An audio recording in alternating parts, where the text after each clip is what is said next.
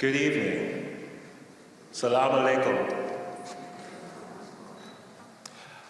Again, my name is Brian Kaur, and I'm going to be facilitating our time together tonight.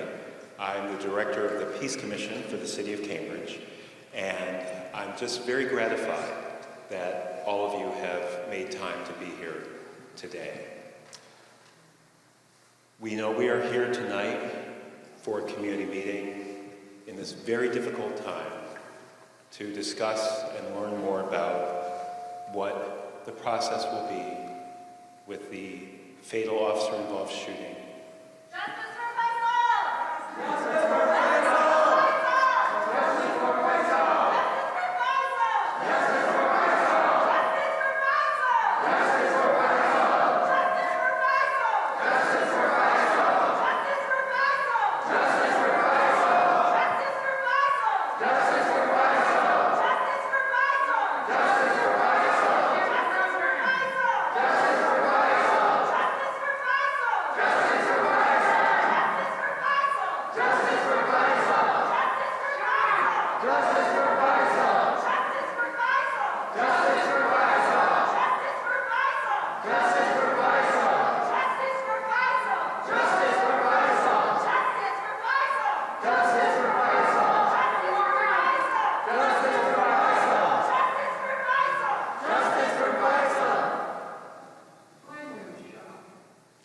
Friends, I was going to say in a minute, but I will say now, I ask people to keep this a safe space and a respectful space. That's not calling out the people who were shouting in any particular way, but to ask that we don't comment on other people's words and remarks, as hard as it may be for some of us with some things that are said.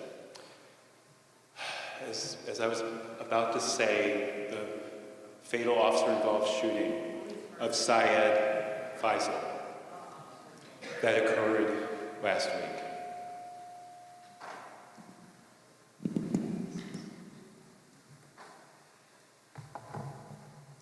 I'm just going to use this mic because that seems to be giving a little feedback.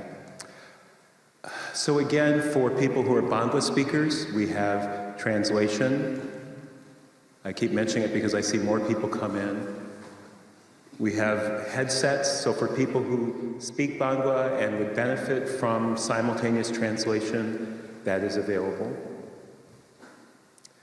We also have CART, Communication Access Real-Time Translation. That's what you see on the screen. It's a way to help people who benefit by visual communication to be able to see what we're saying, so everybody can read them. And tonight at this meeting, in addition to all of you in the community who've come out to be here, we have our Mayor, Sumbul Siddiqui, our City Manager, Ian Huang, Police Commissioner, Christine Elo, Middlesex District Attorney, Marion Ryan, here to speak to you and to listen to you and to address your questions. We will do that after District Attorney Ryan speaks to us. I do want you to know that we have many other city staff, city leaders, elected officials here, and in addition to all of us who are here to listen in that way, we have 3 trauma support responders from our partners at Riverside Community Care. And if you're feeling distress or just need to talk to someone, they're available. We have a private space outside of this room for people who need to talk. And those 3 responders are, I'm going to ask them to just, they don't have to identify themselves when I say their names, but Jordan Fox Kempner, Kim Martin, and Yamanette Diaz-Linhart, who is bilingual English-Spanish. And if you could just raise your hand so people can see you. So they may, if they see someone leave, they may follow you just to see if you're okay, and offer support now and in the future. I'll also share that the information provided here today with the wider community will be shared through a recording and rebroadcast, but it also will be shared to the wider community through members of the media who are present and recording. So know that this information is not only going to be available if you're in this room. Part of my role is to help us the best we can in this deeply difficult and tragic time, to provide a safe space for everyone to listen and be heard and ask questions. So please remember that we are all here for the same reason, but we come with different lived experiences, our own feelings, and our own understandings, and to please listen with an open heart and an open mind for understanding rather than judgment. And we know that people in this room have a wide range of identities and personal histories, and that this is a deeply difficult conversation and weighs heavily on our hearts. So again, please know that anyone at any time can step out, take care of yourself, and get support from Riverside, or just take care of yourself in your own way without being judged. But Riverside is here to help if you need that. I also want to ask that people consider, and hopefully agree to, but at least consider, a few norms. So these are the things I will be bringing to this conversation, our time together. I will share this time with other community members. I will be respectful and constructive in expressing disagreement. I will allow others the space to offer their opinions and ideas. I will listen respectfully. I may choose not to speak at all. I will be mindful of how long I speak, if I do speak. And I will not speak for others, but for myself. So I want to ask that we just take one moment. I know we don't have a great deal of time together, but we'll take the time we need, but to center ourselves. And I want to invite you to join me, to just take a moment, just a moment to pause and reflect. And I'd like to ask all who are willing to just take a deep breath and hold it in and breathe out. It's hard. It's very hard. It's hard for different ones of us in different ways, but let us do our best to be centered and grounded. And thank you again for being here.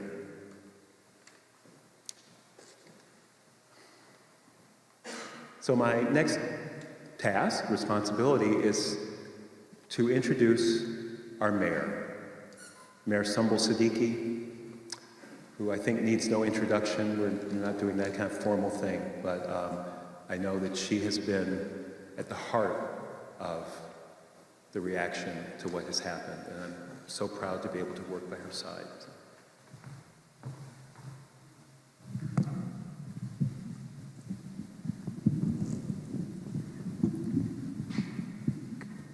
Good evening, everyone, and assalamu alaikum.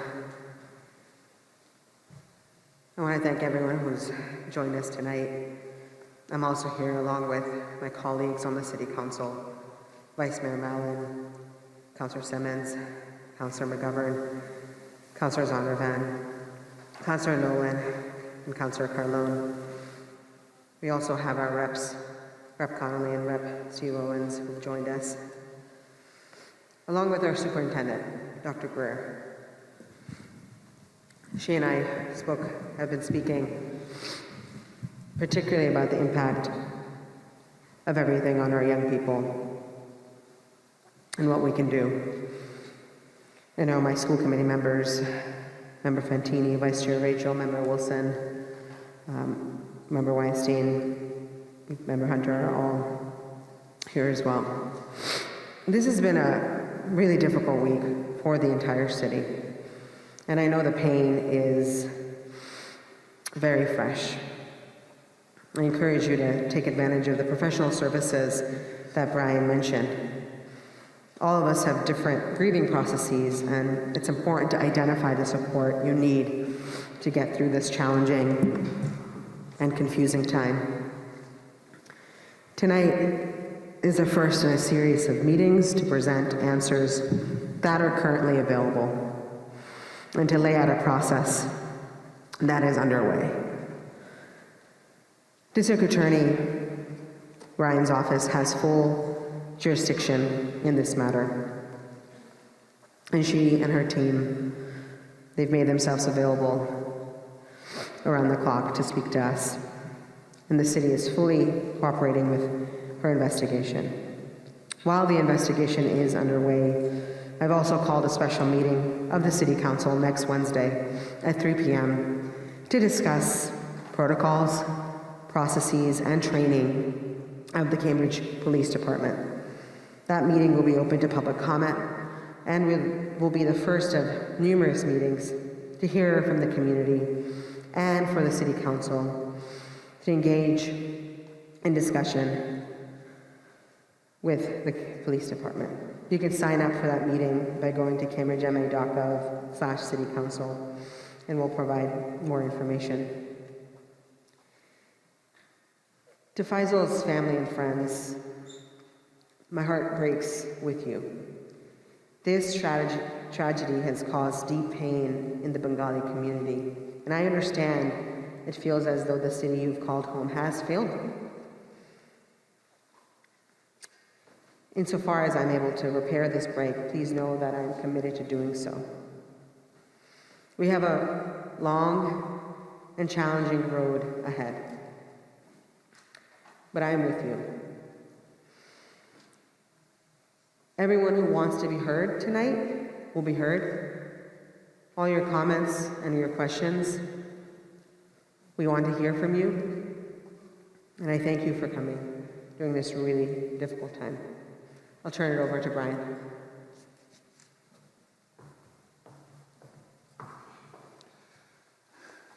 Thank you, Madam Mayor. Next, I wish to bring up to the podium our city manager, who has done so much in such a brief amount of time, and very gratified to ask Ian Juan to speak to you tonight.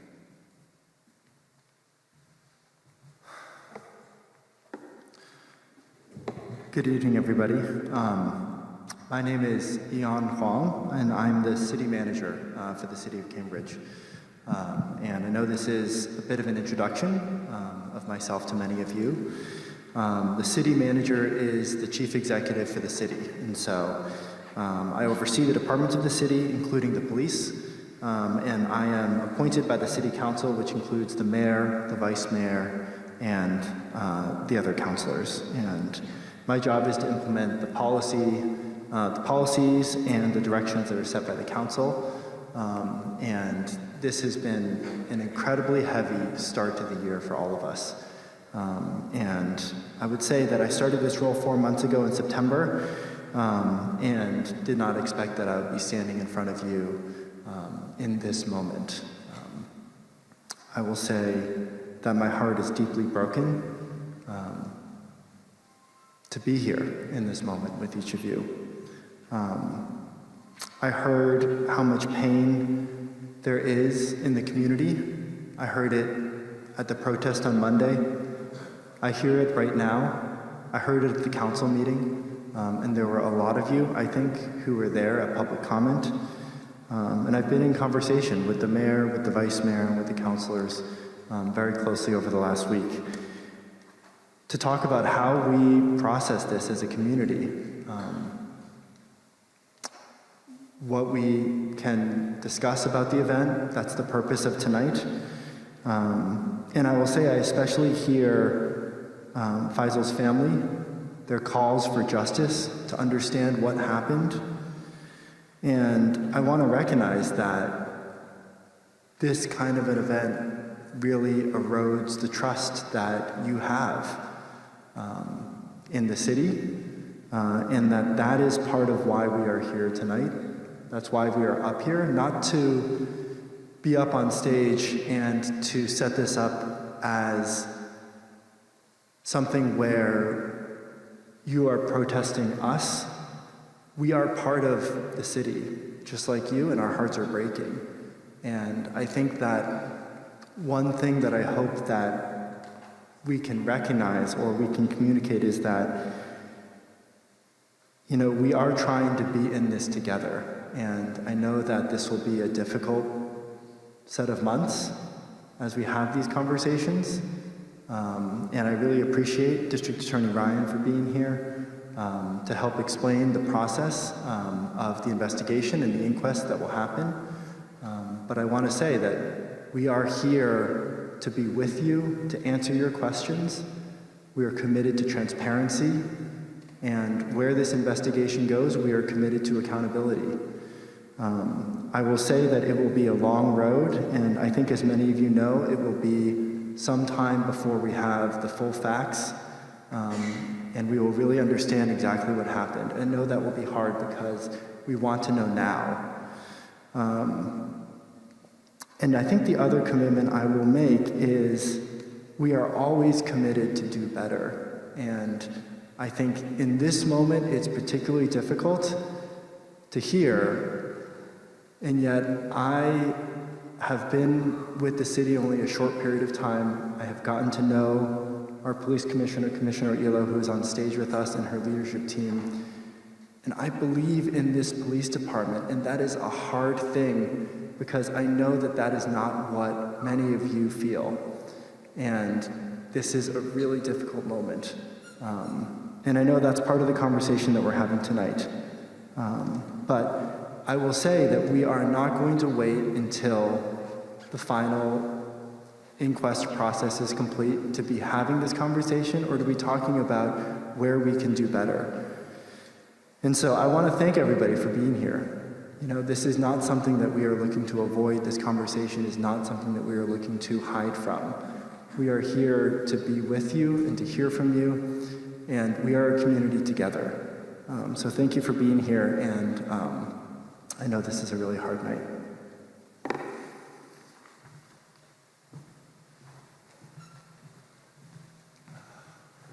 Thank you. Thank you. Next, obviously, I wish to introduce our police commissioner, Christine Elo. And again, not to tell people not to do anything, I just ask us to all listen with open ears and open hearts as much as we're able to in this moment.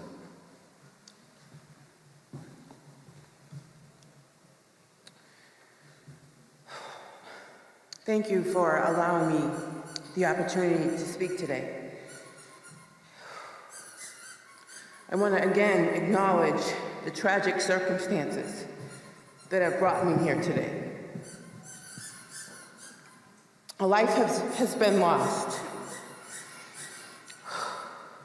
Faisal was a young man, close in age to my own sons. This is a significant tragedy. Our community is mourning, and our heartfelt condolences continue to go out to the family. Won't stop until CPD is abolished. Friends, and all who have been impacted by this tragic event. To the Bangladeshi and Muslim communities, you have lost one of your sons and one of your brothers. You took him. And your hands are culpable. We know your hearts are heavy. Who fired those shots? You gave them guns. You are very much at the forefront of our minds and our prayers. Doesn't feel like it. Building trust, engaging with all of our communities, and delivering the highest quality of service has been and will continue to be a top-line priority. We will also continue to focus on the safety, health, and overall well-being of our community. CPD kills. I understand that for some in our community, that trust may have been shaken by this tragic event.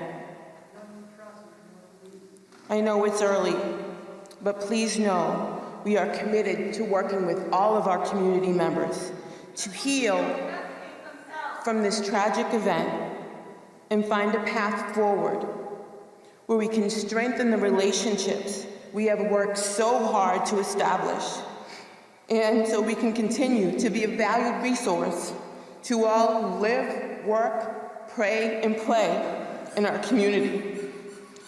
We look forward to the opportunity to prove to you all that we are still a resource that you can trust and rely on.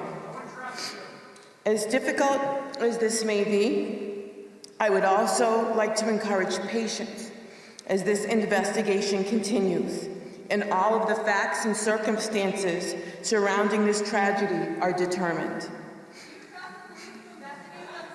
Please know the police department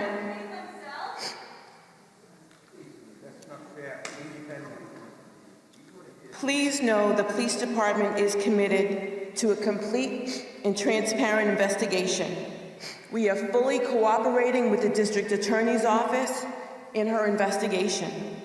Looking forward, there is a lot for us to process and consider.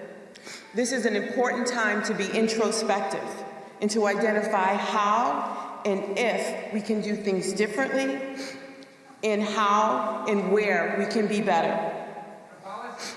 As we get more information, I am committed to identifying what additional tools and resources we need at the department and city level to make sure we can best support our community.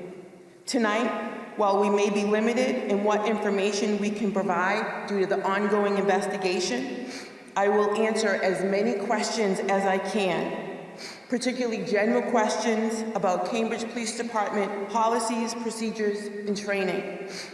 As a follow-up to this discussion, we will be presenting next Wednesday at a special city council meeting that will present another opportunity for anyone here to learn more about our department, our policies and procedures, training, and outreach.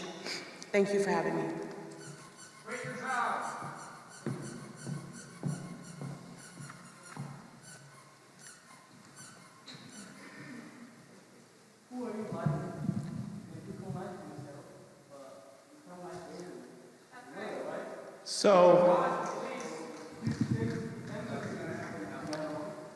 So friends, I appreciate and I have some understanding of people's desire to speak out and be heard and to take the space and claim the space for your strongly held values and beliefs about what needs to happen from your understanding. And that is important. And we have a community of many people, including you and including others, who have come to both listen and talk. And I know that not everyone will agree with what I'm asking, but I would ask, to the extent possible, that people, whatever your deeply held beliefs and positions and understandings and feelings about what needs to happen, will allow today's meeting to continue through. I know there will be more protests, there will be more opportunities for people to speak out, to speak their truth, to convince others. And I know that that will continue to happen in this meeting, but I ask that you also provide the space for others to hear and speak their truths as well. That is my request. All I can do is ask. With that, I wish to bring up the independently elected Middlesex County District Attorney, Marion Ryan, who will be responsible for sharing with you the process and what her role and her staff's role is in understanding what happened. So with that, I would like to introduce District Attorney Marion Ryan. Thank you. Good evening. Thank you for allowing me the opportunity to be here to talk with you a little bit about the process, and as you heard from the mayor, in the months as we go forward. But you can't talk about the process without acknowledging a couple of things. First of all, it's the loss of life. It's the loss, especially when a young person dies, of potential. And what we're already hearing here tonight is not just the pain felt by Faisal's family. And as the mother of 2 young adults myself, I can't imagine. I cannot imagine anything worse. But it's the anger and mistrust that it engenders in a community. I know Cambridge well. I was born here, I've worked here for decades. It's hard to process how this could happen here. This is a community that is a community that is loving, that is accepting, that cares about its children, it cares about its public spaces, it cares about the community, it expects much from its public servants. That's part of what makes this all so incredibly difficult. How could it happen here? And where do we go from here in terms of how do we assess what happened? Now, I can't spend a lot of time tonight talking about particular facts. And for one tragic reason in particular, we have not yet, although we've had lots of contact with Faisal's family, they are just not in a position yet, as no parent, no family could be, 7 days in, to sit and hear, that's right, there's been a loss of life, and to sit and hear those facts is going to take time. So we can't share what we have not yet been able to share with them. But what I can tell you is what the process looks like going forward. And people mentioned, how do we do that investigation and how should it be done independently? And I want to spend a little bit of time on that process here because our process is unique.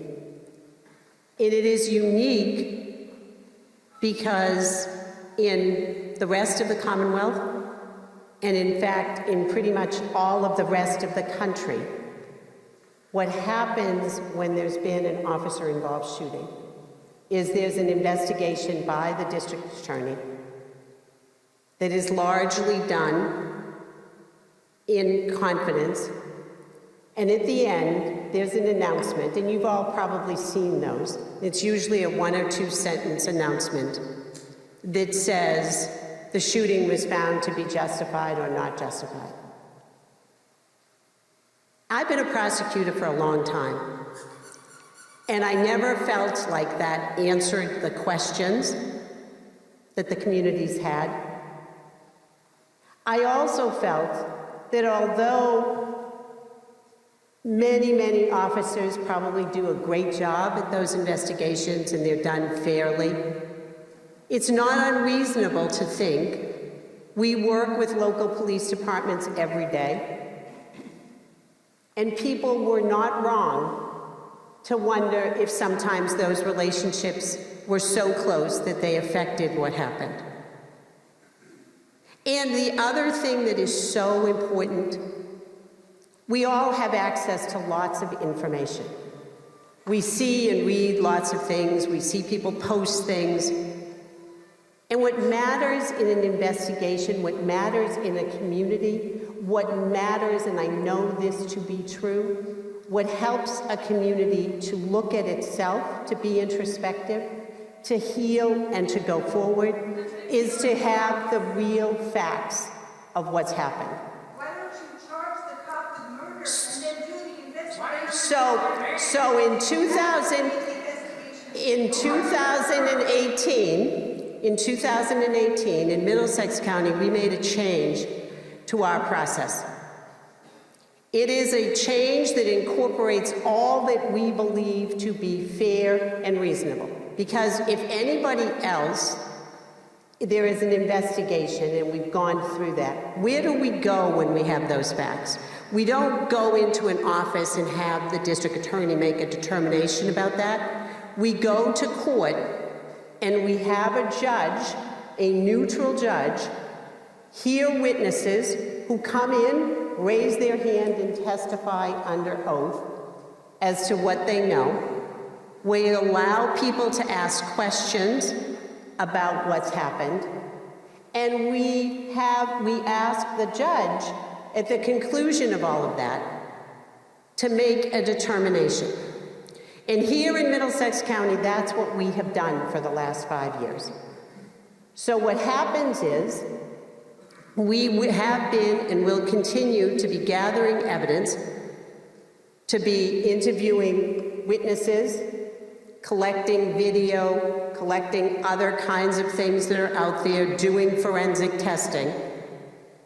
At the same time, we have already requested of the trial court, and they have granted us an assignment of a trial judge.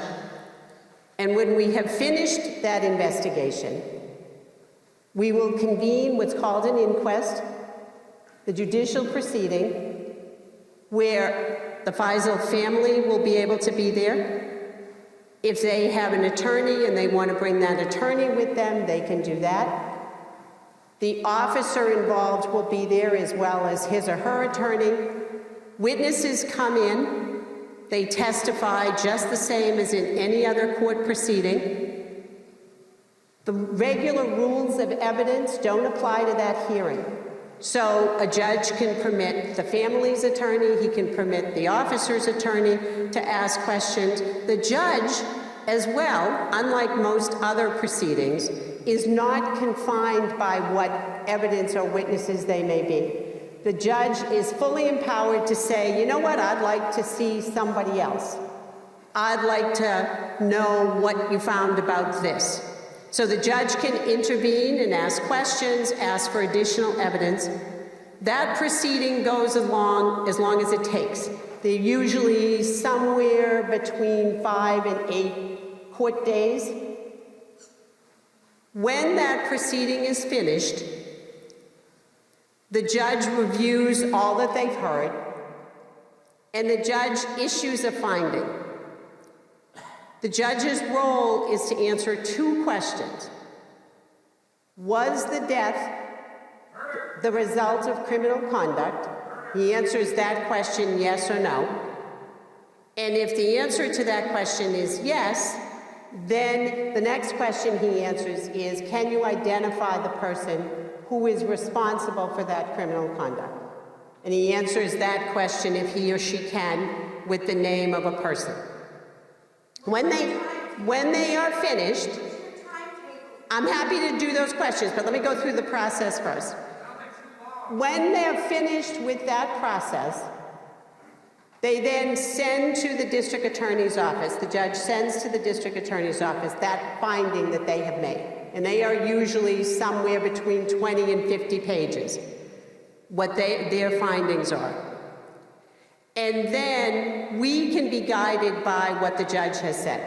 Either they found no criminal conduct, they found criminal conduct, and they name a person. If that happens, we then proceed to the grand jury and seek charges against that person. So right now, in Middlesex County, we have had so far 5 of those proceedings. Three of them are completed.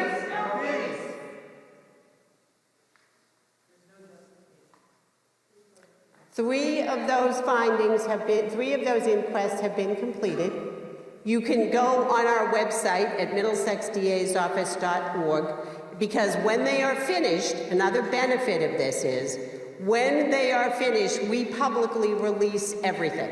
So you can go on the website, you can see in those cases the transcripts of everybody who testified in those things. You can see the physical evidence that was there, the videos, the 911 calls, the ballistic testing, that's all available on our website. And if the case proceeds, and in one of those 3, the judge did make a finding that there was criminal conduct, an officer was charged, and we went to trial in that case, then at the conclusion of the trial, all of that material is released as well. So you can see that. We have had 2 other cases that are in the inquest process. One, the inquest began yesterday, and we have one that will be beginning in February. As I said, in this situation, we already have a judge assigned. So as soon as we are finished, we've received the results of the testing that we're waiting on. When that comes back, we'll be able to begin that process of presenting witnesses and going through the process of letting the judge hear all of that evidence, let the family hear and see what is there. I think one of the most important things in these situations is that people really know what's being said. It's what people say under oath. It's not sort of what you hear or I think that's happening.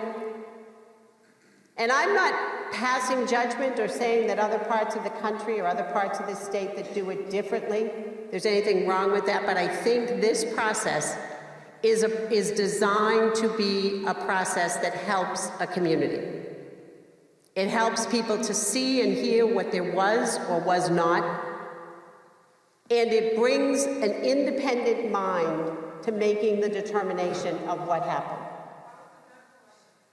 The judge, I'll answer that just because we're in the process. We make a request of the Chief Justice of the trial court, and that person assigns somebody. So we've already, in this case, we've already sent a letter to the Chief Justice. We made a request.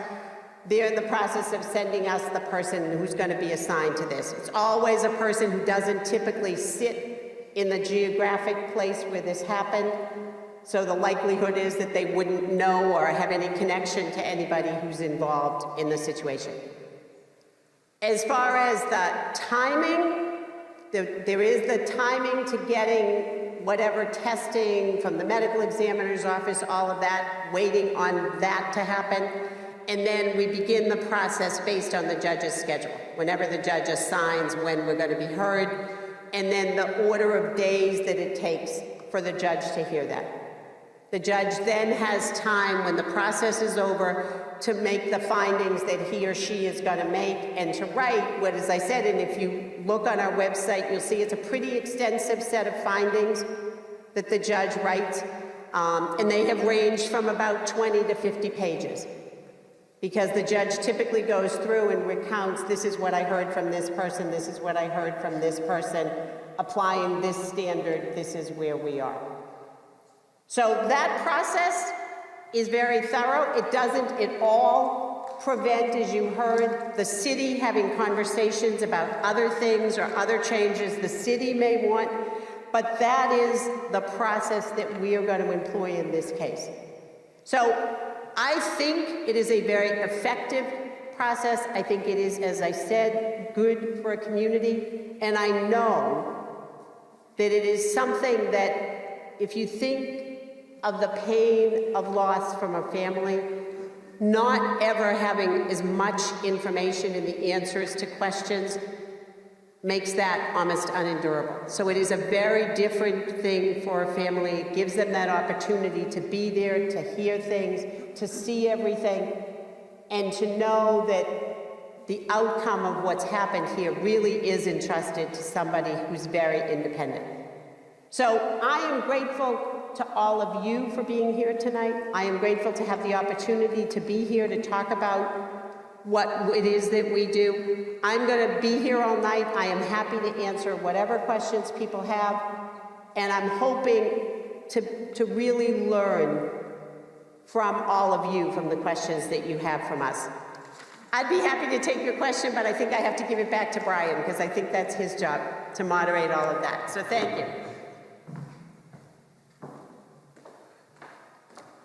Thank you, District Attorney. So we now want to move into a space with questions. We've heard some questions, we've heard some statements. I know we'll hear more. I won't read through the whole list of meeting agreements or communication norms I read. I think people know what we're hoping, what I'm hoping people can do in this space. So I hope that we can have an opportunity for people to ask questions. I know people have a lot of questions about what the district attorney just talked about what the police commissioner and the city manager talked about things they've heard, some of which may not be answerable because of investigation, but there's an awful lot that people can say. So, because of the limitations of the space, we've done the sort of traditional thing. We have a microphone at each aisle. People can come down. I will note that if there are people, I know people are in the balcony. If you're able to come down, you can speak at the mic. I can also, we have one wireless mic that we can bring around, so if there are people who are unable, for whatever reason, to get down to the mics here, we can work to accommodate you. Also, I'll ask for our translator, well, our translator will say this to people, that we have translation. So if there are people who are Bangla speakers who wish to ask their question in Bangla, they can speak with our translator, and our translator will then present the question to the city manager, police commissioner, and our district attorney, who again, as she said, she's just not sitting there, but she is here to answer questions. Well, again, we are recording this for broadcast.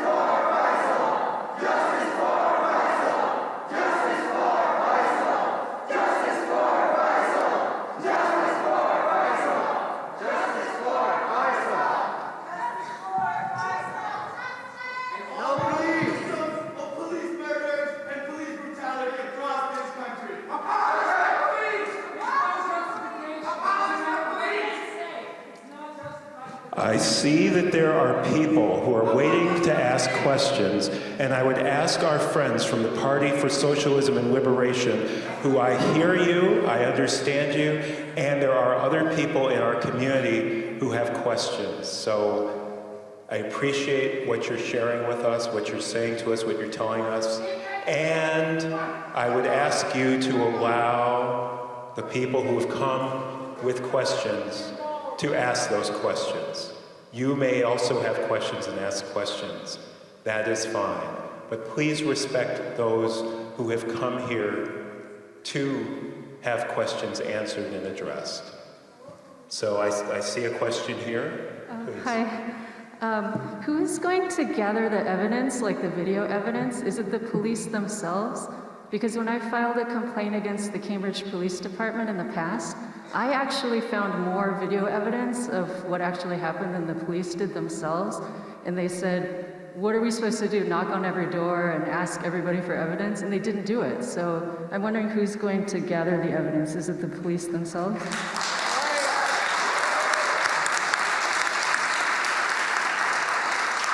I will ask the district attorney, well, she's on her way here. So, yes, the police look for the evidence. We also, I have here tonight, Trooper DeLucia from the state police assigned to our office. If people want to have a conversation about that, we've been posting, and I think there's a flyer here somewhere that has numbers if people know about information that people may have been in the area and seen something. All of that, we are looking to gather as much information as may be out there. Justice for Faisal! Justice for Faisal! Justice for Faisal! Justice for Faisal! Good evening, everybody. I am Muhammad Salim. I started my journey work 2013 in Cambridge, nice city. But I cannot say out Cambridge, nice city. When we lost our kids 20 years only, last Wednesday, 4th January, we lost everything. When we lost our kids, Faisal, we lost our hope, all hope. We have nothing to live in our future. We have nothing to live for our journey.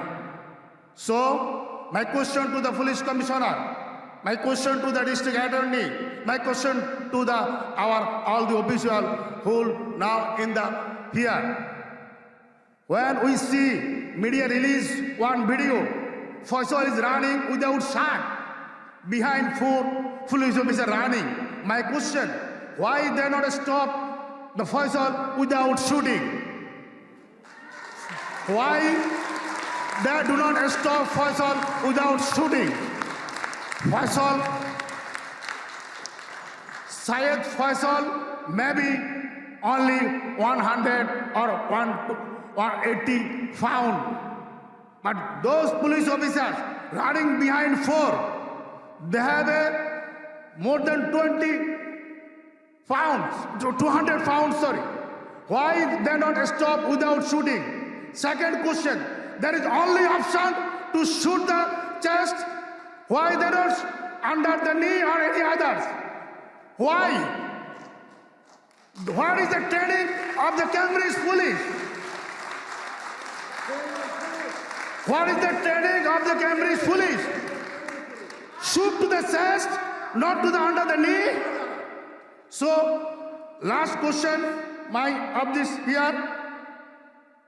We need to proper and close investigation and transparent investigation. And it is the last shooting in the Cambridge, or we want to wait again for any slogan here? It is the last shooting for any kids or anybody by police, or wait for another one? We want to stop here. We want to stop here. We want to stop here. Justice for Faisal. Justice for Faisal. Justice for Faisal. Justice for Faisal. So, 2 things. One, I neglected to say we planned this meeting to go till 8 o'clock. We won't stop the meeting at 8, but we also want to be respectful to people who feel like they will need to go. I should have said that at the beginning. I'm going to come over, I think, to our city manager to start to address this question about what we can talk about, what we can reveal. There was a lot in there, obviously. So there were questions about why did the police do certain things. Yeah, let me try to do this because my job is not to answer questions, but I'm not sure if it's a district attorney, but there are questions about what happened in this specific case that the district attorney is investigating. Those are questions that can't be answered while the investigation's underway. I don't know, District Attorney, do you feel you have something to add to help people understand? No. It's so. Why are we here? And the. If you can't answer it, give it someone who can. Why are you taking up our time?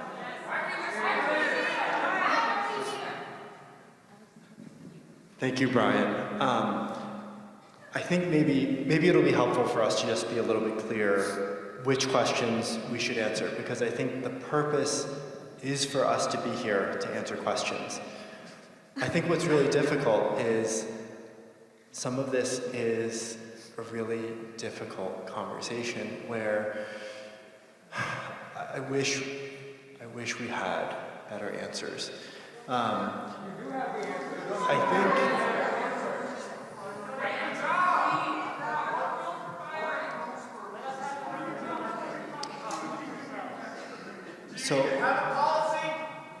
So I think maybe one of the things that's difficult right now is we are receiving many questions and we can work through each of them.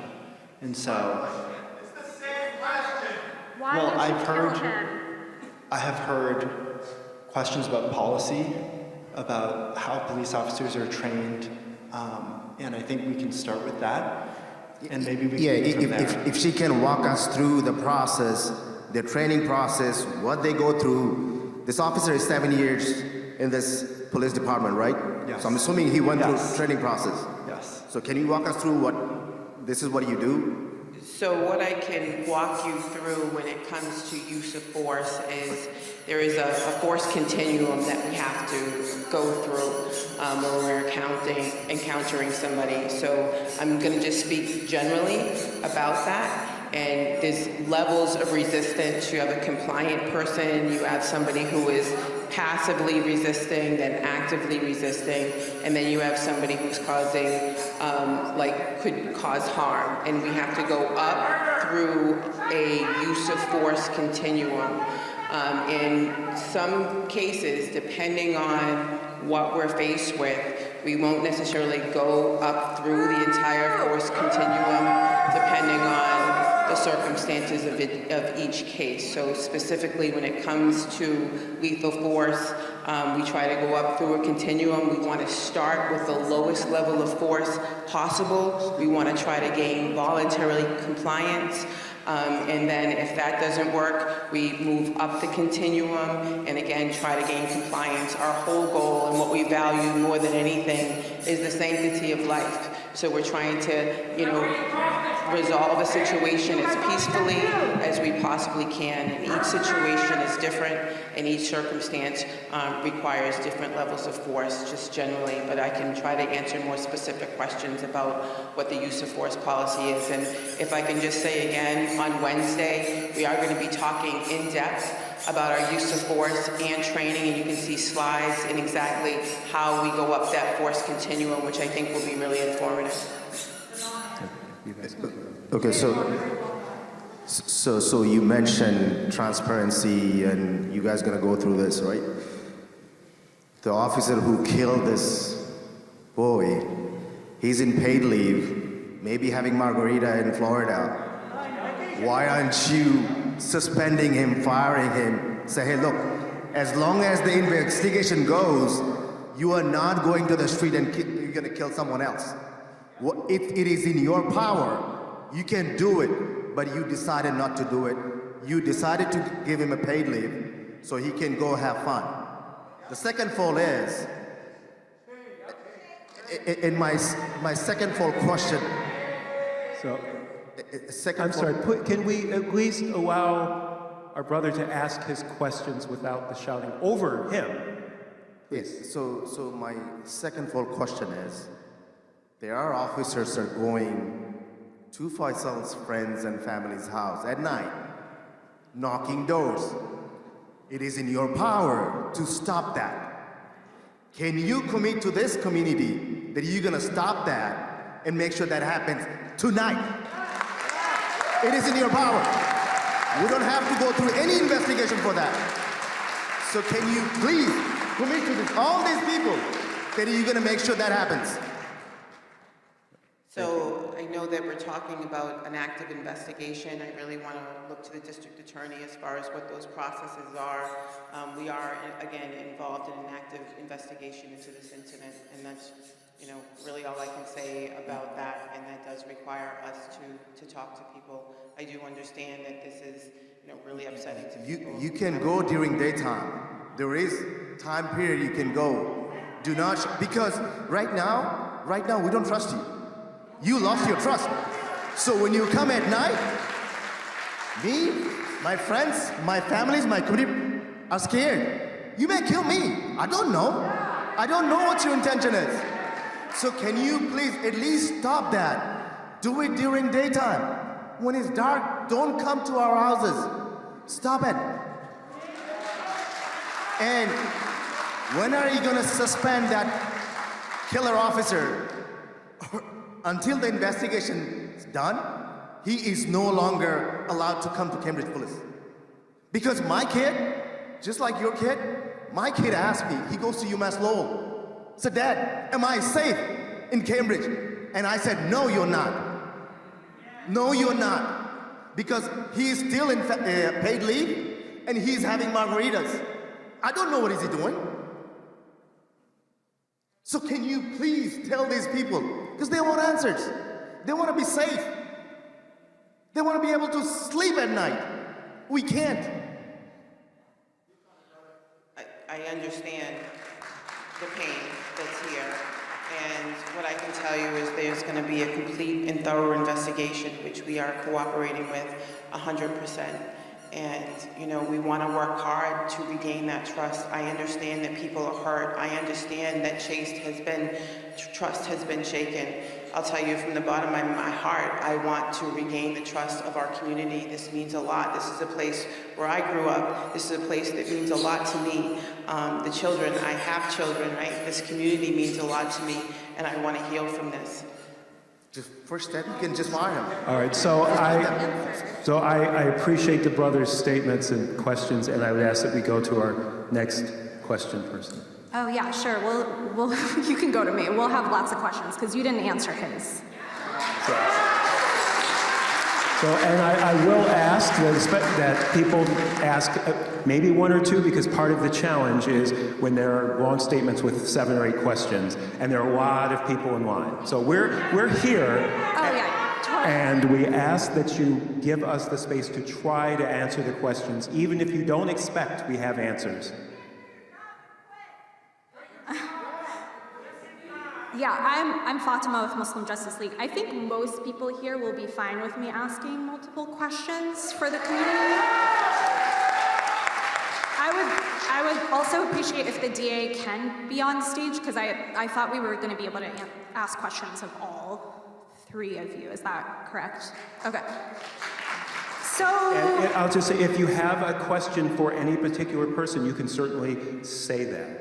Oh, totally, yeah. So a question that he just asked that was not answered, I think, for the city manager and police commissioner, it is unclear to me as an expert reading through the Cambridge police contract why exactly the officer would be on paid leave instead of being actually suspended. Can you please explain why and how long does he get to be on paid leave while this investigation happens? Because you're saying it will take a long time. Can I just answer that first? So, they are on leave while the investigation Paid is going correctly? on. Paid, They're right? on leave. Yes, it is. And while this investigation is going on. If you allow people to finish their statements, they can try to answer the questions. Please, I understand there's a lot of passion, understandable anger, fear in this room, and we're here to do our best to answer those questions, but if you continue to speak out so loud that we can't speak, we can't answer the questions. So please allow that. Even when you don't like the answer, you can allow the answers to come out, please. So they will be on paid leave until this investigation is concluded. So possibly years. Like, how long is that?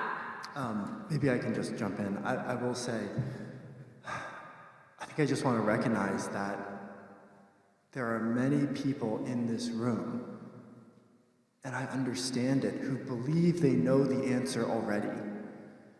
I don't. I'm genuinely asking how long. And I'm saying, no, not to the question of how long, but I'm saying about the paid leave question. And I think what the police commissioner is saying is that while the investigation is being completed and the facts are being found, the officer is on paid leave because we have not determined at this point whether... Do you have an estimate for how long the investigation would take? Yes, I will refer that to the district attorney. Thank you. He's on paid vacation.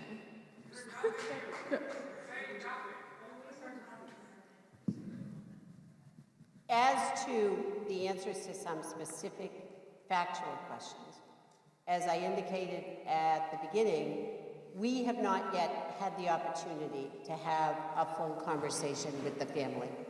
We are not going to share for the first time some information here that the family has not heard. And I would hope that people would respect that boundary. When there's an event that occurs like this, we have a family in we share what we are able to share with them. For anybody who's lost someone, and particularly for a parent, it is not at all unreasonable that now, 7 days later, the family is not yet in a position to hear that information. It certainly is not information that we are going to put out that they might hear for the first time from the media or from a community report. Okay. So we aren't going to have that Let's go to the conversation. next question. As to the length of time, I can base that on the prior inquest we have done, and it has been 7 to 8 months before the information comes back, the reports and the forensic things that we're waiting from the medical examiner and the ballistics and all of that. And then we present that to the judge, and the judge has conducted the inquest and has made their findings. So that's kind of a rough ballpark. We don't have control of that timing piece. We wait for the medical examiner, for ballistics, for everybody who's doing that forensic piece. That comes back, then the judge schedules days to hear that, we present that, then the judge has time to reflect and make his or her findings. So I can't give you a day and time, I can't set that piece. And as I said, the judge has complete control. A judge may hear whatever witnesses we bring in and then say, I'd like to hear 3 more witnesses. A judge may say, I'd like to know what the person in the next house heard. Bring that person in. So that can expand. I can't give you that day, but that's kind of the ballpark. As I said, we've done 3 of these so far. There are 2 others pending. The one that began yesterday, they expect to go into next week, the hearing itself. Okay. What's the formula for a cover-up? I think there is a question of independence. There's also a question of a complete and thorough investigation. That's what I hear people asking for. That gets done when we have the information. We're not going to proceed, for instance, without the information from the medical examiner. So the next question for you on that, just for the sake of time, for you on collecting information, another question that he asked that was not answered is, in the immediate aftermath of this, I have had multiple community members, his friends and loved ones call us because the Cambridge police are going around knocking on their doors, asking for statements from his friends and loved ones about what was going on with him leading up to this, which I hope everyone here knows, and especially the Bengali community, if the police or FBI knock on your door, don't talk to them without an attorney. You call me,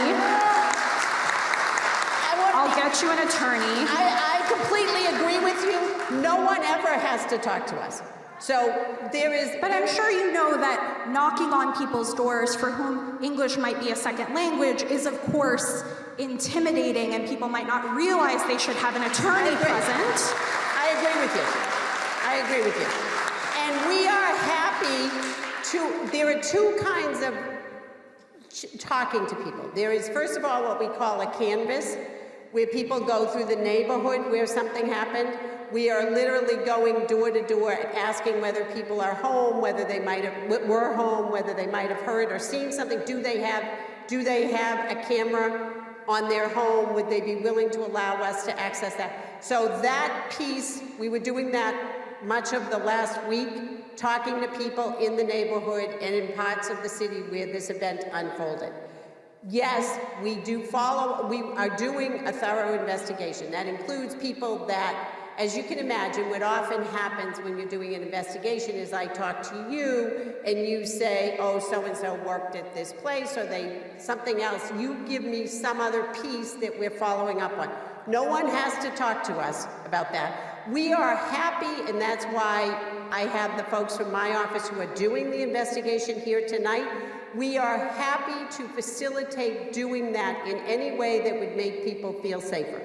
So if people want to give us information and we can call them and set things up. If people say, I'd like to go to a particular place, if you want to be a point of contact to set some people up, we Yeah, send it all want to through get- me. The NLG is ready to take on all of these folks, so you don't. I'm sorry, I couldn't hear you. Yeah, I said happily. Send the Fine. police to me first if you want. We're here, we'll be happy to go outside and have that conversation.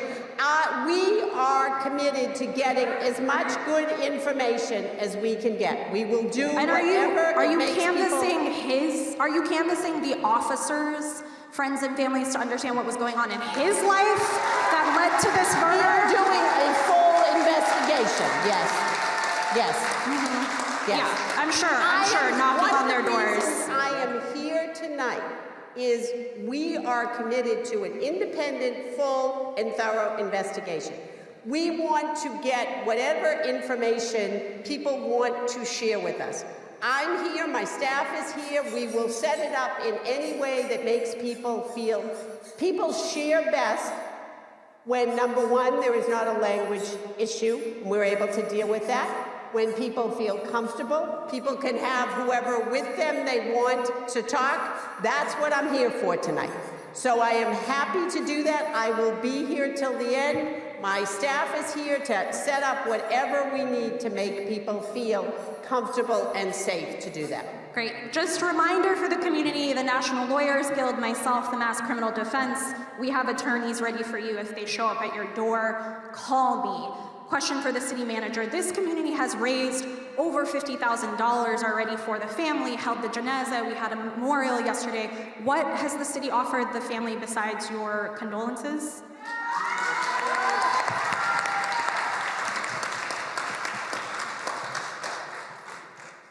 The city is mourning with the family, and I will say to all of you, I think it may seem like the city is run by people who are not like the people in this room, but the city is run by people who are like you in this room. And I will say, we do talk like you a lot. And I think in this moment, I will say we are feeling this deep pain, and we want to find a way to move forward together. And I will say, for those who, I think I actually feel a little bit, I'm not sure if there are those who have other questions who want to speak, and I think maybe what I'm trying to process a little bit, I will say maybe what I'm trying to process a little bit is, I think that we are having a community meeting and a protest at the same time. And I understand that. I understand that the pain in our community meeting would be run by us and actually allowing us to share our feelings. I really don't care how you feel in this moment. You have to understand the pain that they are feeling when a child is taken from us. A child who participated in the mural in Somerville. He is in that mural. A kid who was going to UMass Boston, who worked at CVS. I have people finding out from our emails that he was taken from him. This is not a community meeting. This was for you to pretend that you are going to do something. You're not giving us any answers. I'll happily cede my time to the other folks who have plenty of rage and questions for you, but please know you'll be hearing from us. Thank you. If we can go to the other side first. Thank you, sir. Hi, I have a few questions, but I would ask, just out of respect for the community here, if you could please use the word that is murder. And my first question is, clearly the suspect in this murder has been identified. What is his name?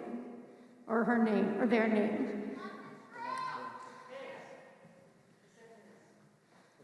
No, I know this is not going to make people happy, but it is a long-standing city policy that we do not release the names. There is a... Okay, so could I go to the next question then? Could I go to the next? active and ongoing investigation. We need to protect the integrity of the investigation. You know, what we can tell you is kind of what you already know, that they've been on the police department for 7 years.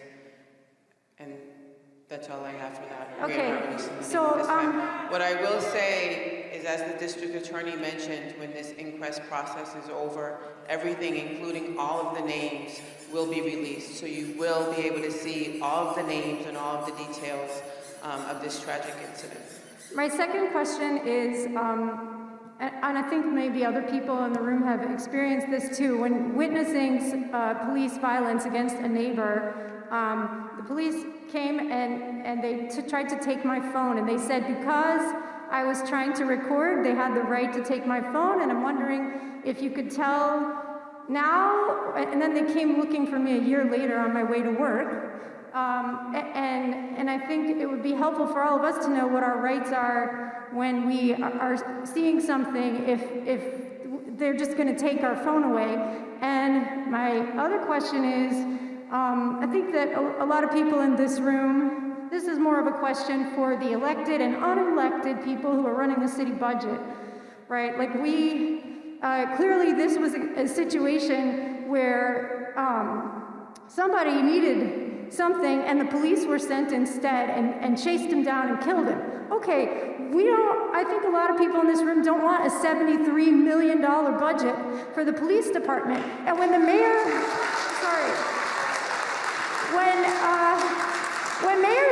when Mayor Siddiqui came around canvassing, and I was like, why do the police come with guns? And Mayor Siddiqui said that that's the state law, that we have to have guns. And I'm wondering, what is the minimum budget? If there is some requirement that the city can't get around, what is the minimum budget for the police? And are you willing to cut it down and put that money into things that would actually have helped, and that would help the people in this community with mental health issues, including these fledgling organizations that are trying to do the kind of work that should have been done in this situation, and also affordable housing. So I'm wondering, what is the legal minimum that you have to do to comply with the law for the city budget? And are you willing to cut and put that money where we actually need it? Okay. If I could answer the question first about the phone, and I'd like to try to get some more information about the when and where. I want to find out who I'm you really not talked to, comfortable what with the police happened. coming to my house again, so I don't want to talk about If I can that also anymore. say just one more point with that, right? We also have a police review and advisory board where if you had an interaction with the police, or if you feel like we acted in a way that was inappropriate, you can file a complaint through the police review and advisory board, which is separate from the police.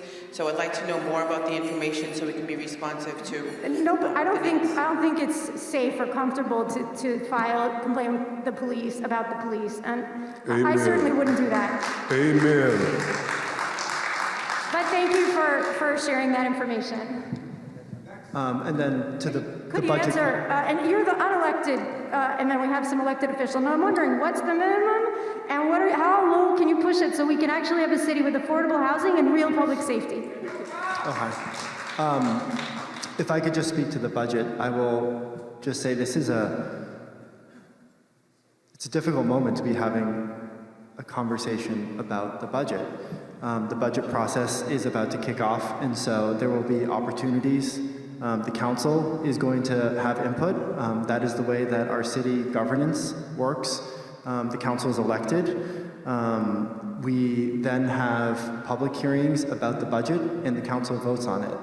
And so I know that in this room there are many people who want the police budget to be lower, but we also have a city that involves a lot of different viewpoints, and I'm happy to have a larger conversation about the police budget, about how it's created, about what's in it during the budget process, or even, as we start the conversation next Wednesday at the council meeting. I am appointed by the council. We have a form of government where we have a city manager that runs a lot of the departments, but ultimately these decisions are up to the council.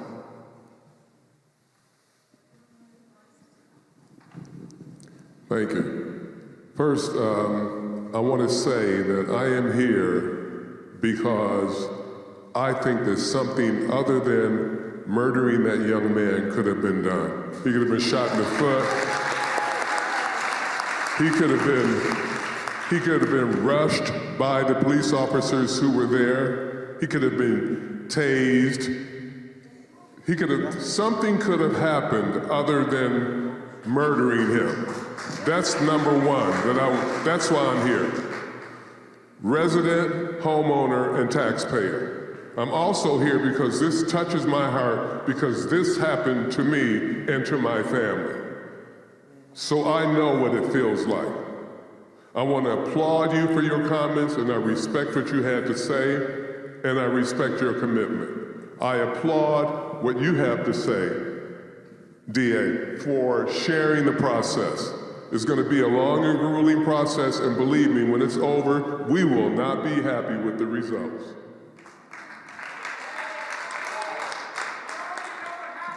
The other thing I want to say, and this is moving forward, Cambridge really needs to have, I don't know this gentleman, but we need to have people in this city, police officers included, who are sensitive to culture and sensitive to cultural issues and should have some cultural competencies. I don't know you. What do you know about how black people negotiate their experiences in life? Do you know what it's like to be living in Cambridge as an African-American man with a bald head? Do you know? And I'm not talking about having black friends over for dinner. I'm talking about having real cultural experiences, because if these police officers had had that kind of training and understanding, that young man would be alive today. And damn it, when you get ready to look at what to do in the future, make sure we have people in this town who are sensitive to cultural diversity and who have respect for cultural diversity. I cannot tell you how many times Cambridge police officers have stopped me, and I've been a resident here and a taxpayer here for many years. If I'm not dressed like this, if I don't have my suit and tie on, then I'm a gangster. And you need to be aware of that. I don't even know who you are. I don't know anything about your background. I don't know any. You may have 5 black friends. You may have 50. You may have none. I don't know. But when you start to look at what to do in the future, make sure that that cultural piece is there. Make sure that your officers are trained around those cultural pieces. And as that young woman stated over there, there's no way in hell I'm gonna make a complaint, give a police officer my address and phone number. I don't feel safe.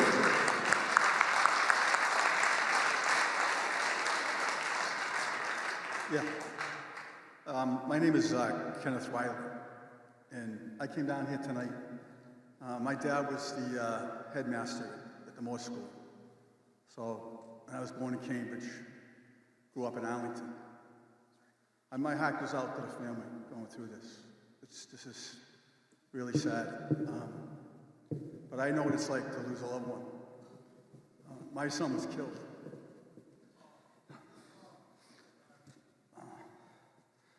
So it was Lexington. It was 9-10 months ago. Mental illness, break, surrounded. Shot several times in beanbags. Shot several times. Police officers are trained to shoot in the chest. They could have done a lot of different things. But the district attorney, we were traveling. I was away, so I couldn't speak. One thing I was a little upset about is that District Attorney Ryan, it kind of spoke to the media. It kind of made it sound like my son was running down the street and doing things that he wasn't doing. And I hope someday you can apologize to my family. But what's amazing to me is this, Cambridge you should be really proud of yourselves. Because I think this is where it's going to start to change. Yes!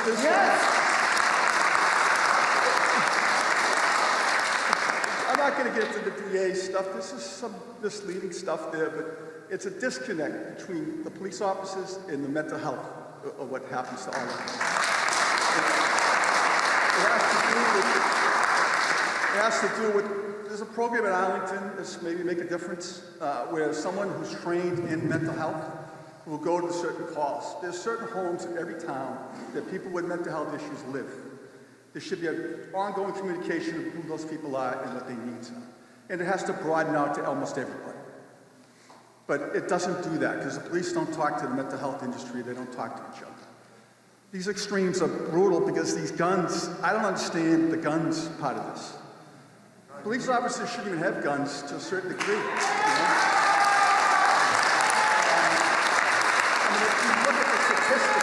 If you look at statistics, you probably, yeah, that's why I'm wearing mine. You know, I'll never go anywhere without this thing. Well, maybe some places I'll go without it, but this is, you gotta protect yourself. I think the system's broken. And so I think it's 10 months before we do anything. We never got a chance to get anything from the district attorney's office. The minute the family lawyer's up, that's it, you know? I don't want to get into the specifics of it. I can't at this time because our hearing goes back to court at the beginning of February. So we're in the middle of it. But, you know, police officers can take Fifth Amendment rights. You know, there's all kinds of things. So my question is simply, why don't we start by not training police officers to shoot in the chest? Thank you. Thank you so much. And you need non-lethal weapons, simple as, not shotguns. Thank you. All I want to say is I'm so sorry for your loss, and thank you for being willing to be so vulnerable and share that with us today.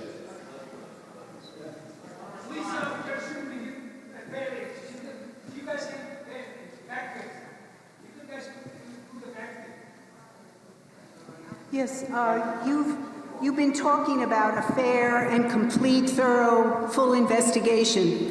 But there's no way that this investigation should take 7-8 months. And I read, I think it was the district attorney that said it, over a year. This is a formula for a cover-up. This young man, Faisal, was shot 5 times in the chest. That's an execution. That cop, the investigation that takes place should be done as a murder trial. That's how the investigation should take place. This is not right. The other thing is this issue of trust. People don't trust the police, especially black and brown people. But most people don't trust the police because they are an arm of a racist, oppressive, capitalist system. And whatever you guys do, people are not going to start to trust the police. It's the role they play in society. And I just think that we shouldn't be fooled. I don't think we are.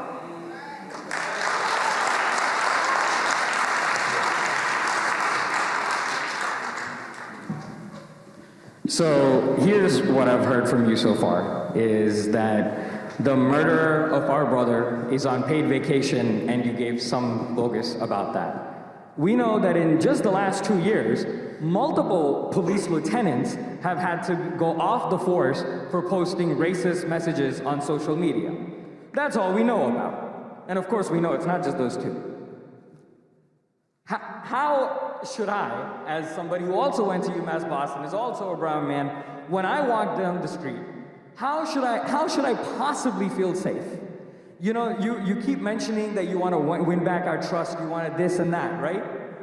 We keep asking you if you will at least release the name of who killed our brother. The whole world knows that George Floyd was killed by Derek Chauvin. We deserve to know who killed our brother.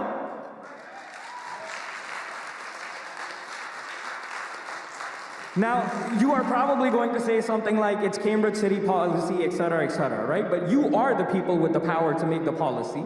Supposedly you reflect our will. Do we want to know who killed our brother?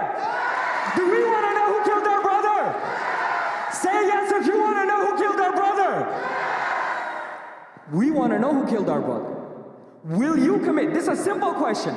Will you commit to tell us who killed our brother at least?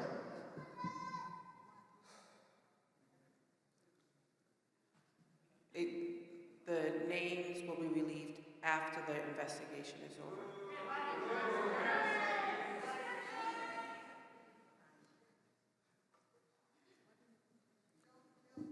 Hi, good evening. My name is MD Aziz. I'm a father of 3. I am very devastating to hear this Faisal. I am very close to his family, his uncles, and so because of I says I have 3 kids. My oldest son is 8 years old.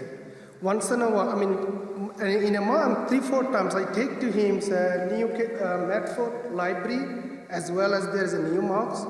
Whenever he come and goes, he see the new Medford police, this big new construction headquarters. So he point out me all the time, Papa, this is going to be my future office, and I'm going to be chief police officer.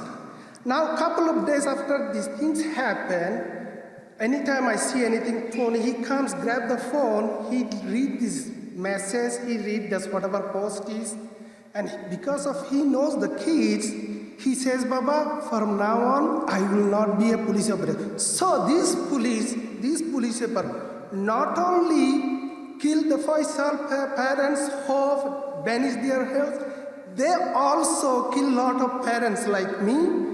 Their futures, hope, they are very devastating. My son, my wife, they are scared to take them to school. So can you please assure that in future, how we can train our kids to, in order to, this kind of, he is 8 years old, but his mind, he is broad-minded. He's thinking different way. So police, he says, police is for to save people, not kill people. And this Faisal, he's only 20-year-old. And what I heard, his parents takes 20 years to grow him. When he's gonna give something to his family, it's time to give something to his family. This police officer, within 20 minutes, his parents takes 20 years to grow him up, and this police officer, 20 minutes, puts 5 bullets on his chest. Is very shame for Cambridge police officer. The city like this. So we want a fair, transparent justice for the Faisal, so that I can tell my son, hey, this police officer is their police officer, do something wrong, they should be punished. And you guys can set the example, this guy punished. So then we can have some kind of relief, Thank you so much. And City, thank you so much for hosting the meeting. My name is Michael Stead. I first want to take a moment of silence that we haven't done for Faisal. So if we could take a moment for him, please.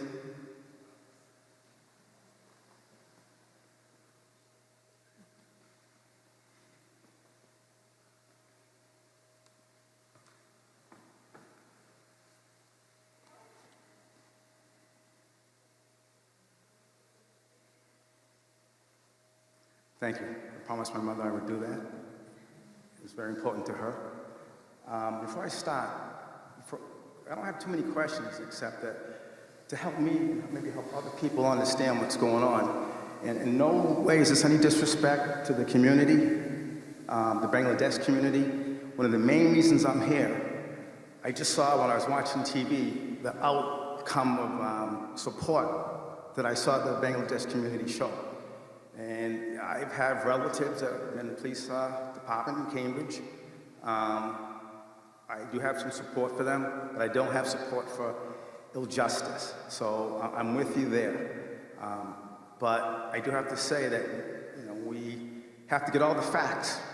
And the first fact that I'd like to know, to help me understand, did Faisal have because I keep hearing a machete. That's all we're hearing from the media.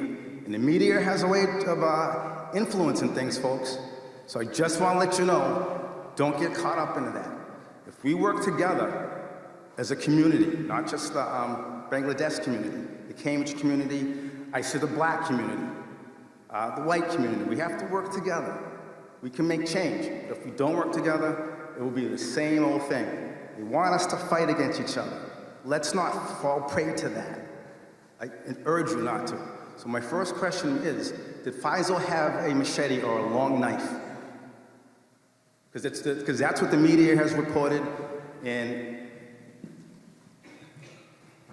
So I just appreciate the fact that this is still an active investigation and we cannot talk about the details of the actual incident.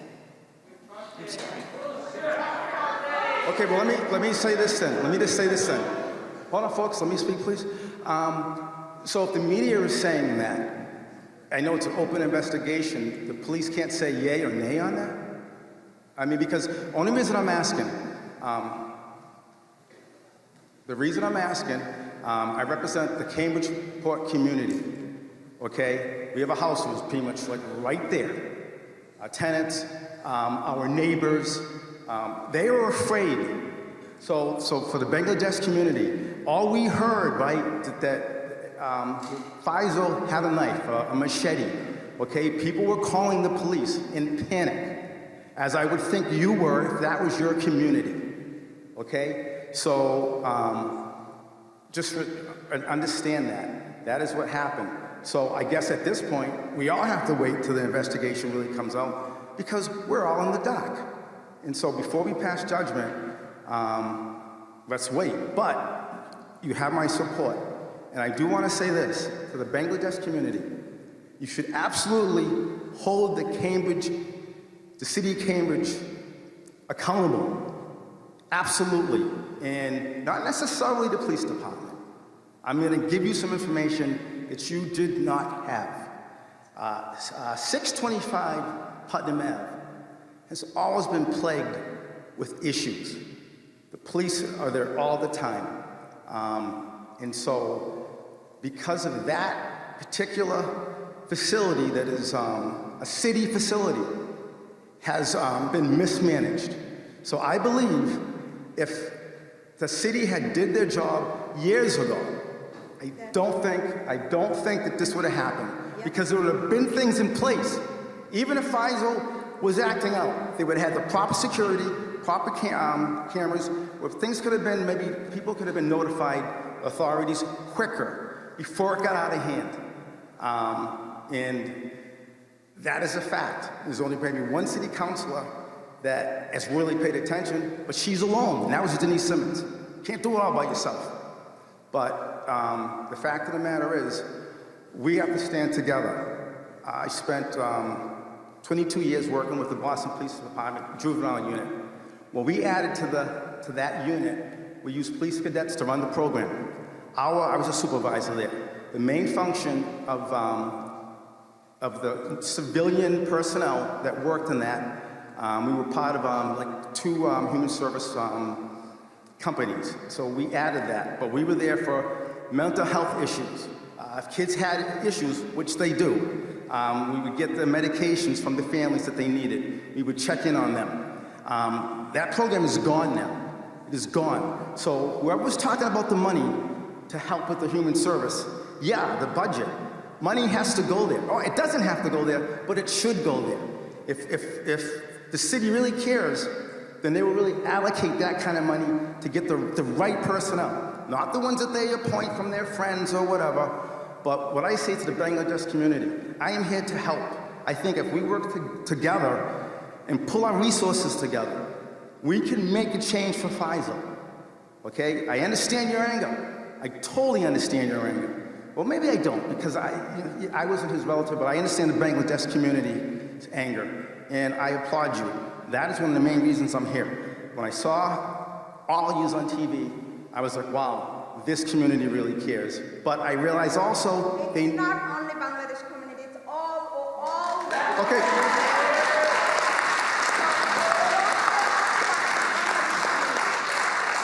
I totally understand that. I understand that. I understand that, but let me put it like this. I didn't want to go grandstand, but as a black man, I'm sure if I was in that situation, I'm gone too. Even if Faisal had a knife, police don't have right to shoot. So don't say that. I'm not. Whoa, whoa, whoa. Hey. I'm going to step in just to say I appreciate what you, but I think Okay, sounds we good. hear you. It sounds good, but work on that budget for some human service. That sounds good, right? Right? Okay, thank you. Thank you, sir. Hi. So for some context, like over the past 2 decades, over $14 million has been paid out in racism and discrimination lawsuits by the city of Cambridge. Also in that time, 2 world-renowned black professors were arrested by the city of Cambridge. And so for me, like as a black woman and a Cambridge resident, I'm wondering how I can have the confidence that this incident was not racially motivated. And, you know, to have that confidence and for what I think the community deserves to have the full truth, can you commit to releasing the full unredacted police report?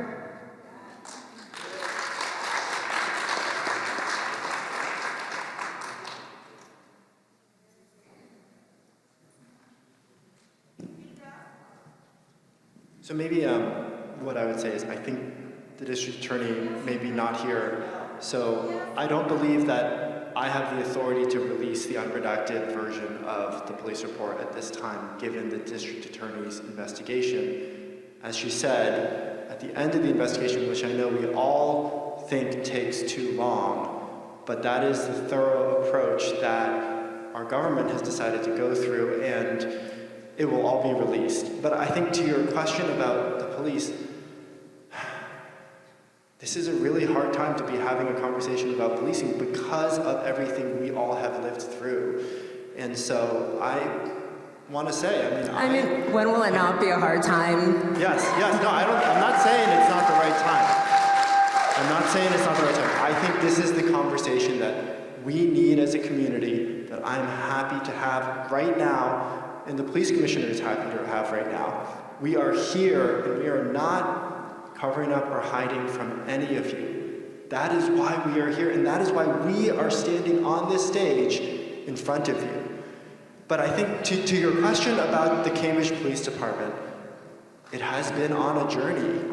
And I wonder if it will be helpful for the commissioner to share a little bit about that journey. We have been committed for a very long time to reform, to training our officers in understanding how to approach mental illness, training our officers about implicit, explicit bias, talking about historical injustice, trying to figure out ways that we can defuse really tense situations without resorting to lethal force. There has been so much work that we've been doing, and not just within the city of Cambridge, within the state of Massachusetts, nationally. We have instructors that, teach explicit, implicit bias. We've trained a lot on mental health, first aid, historical injustice. We are so committed to being a police department where everybody feels like they can, call us as a resource. As a black woman, I am really committed to healing relationships with our black and brown communities and really focusing in on reform and how we can do the best job we possibly can to serve all of our citizens. And what I will say is this investigation has to move forward. We have to let the district attorney do our job, and then there's going to be more conversation after that. But I am absolutely committed to healing. I am absolutely committed to trying to build trust, across all of our communities. Friends, let us... Okay, I just want to say again, I know it's a really tense conversation, and we have more people who have questions. So I understand, and I ask that we allow... These are not easy questions that are coming, so please allow the questions to be asked and answered. Okay, so as a Bangladeshi American, I'm absolutely devastated to hear the news about the murder of Faisal at the hands of the Cambridge Police Department. And just last year, police killed 1,176 people across America, and only 2% of those ended up in criminal convictions. If any one of us in this room shot and killed someone in broad daylight, they would be prosecuted to the full extent of the law. So, can you... Right.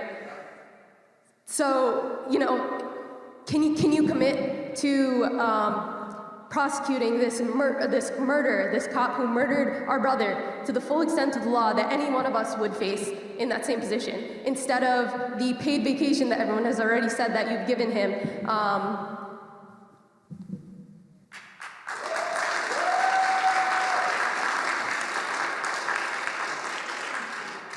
I really hear the pain, and what we commit to is a full and transparent investigation and to cooperate 100% with the district attorney's office. Why wasn't he fired immediately? This is still an active and open investigation. The facts of what happened that day have still not been revealed. There's so much that we need to do. No, there's so many questions that people have. I understand that.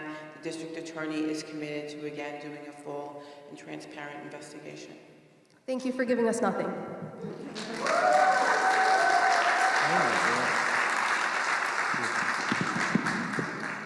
So I'm Ken Reeves, and I'm a former mayor and also tonight the president of the Cambridge branch of the NAACP.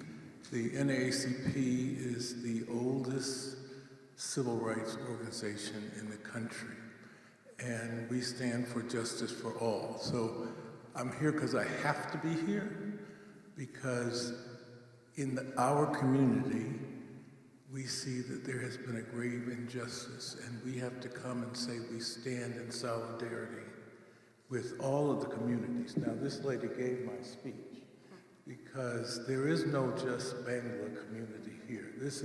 Cambridge is a city for all of us, and all of us have to feel, and the one positive thing I can tell you is if Cambridge still feels every death. And there are cities, I'm from Detroit originally, and in Detroit we didn't feel every day.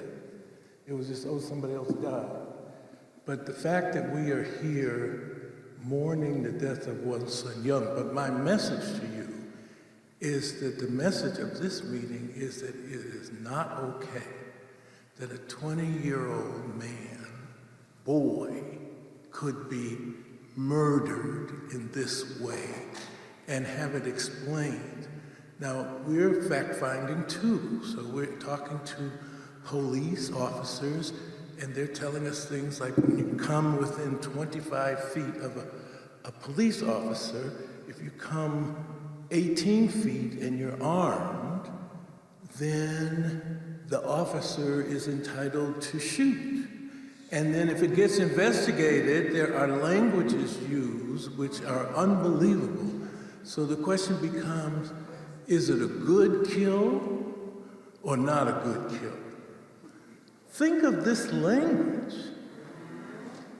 Think of this language. So my question is, as you go forward, can you answer for us the question of, is this the way this kind of murder is rationalized, or it's okay if I'm in 25 feet or if I'm 24 feet, I can shoot you anywhere?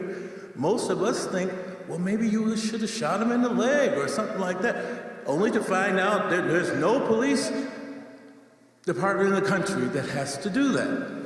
And also because we all have brains, we have to think, now what if it had been a young woman? Would she have been murdered in this way?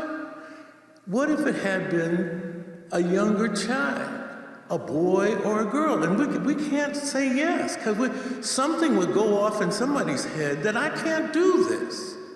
So why didn't that thing go off here? And we're not here to second guess, but we are here to say that the role of the police is to serve us and to protect us. That's the only role the police have. To kill us is not the role of the police. So we really want you to understand, and I want to make one last comment.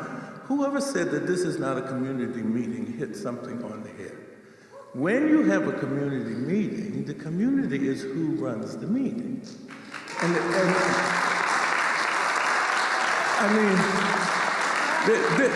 this is not rocket science, but that's what a community meeting is.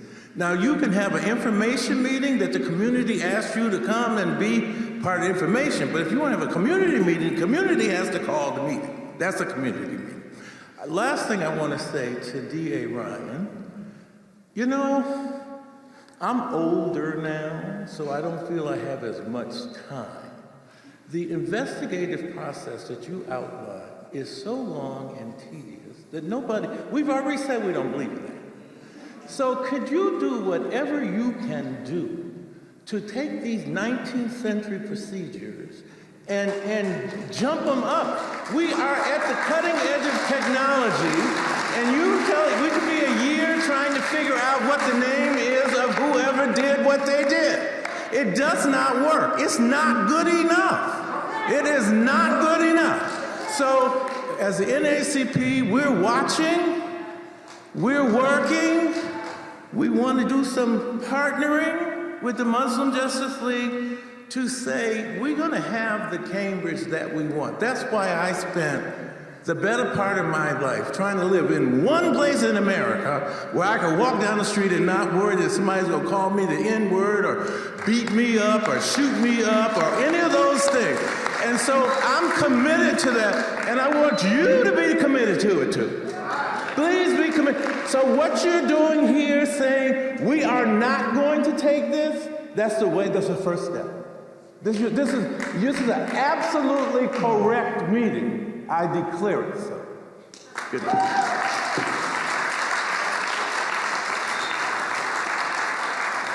Hi, my name's David Fichter. I've been a resident for many, many years.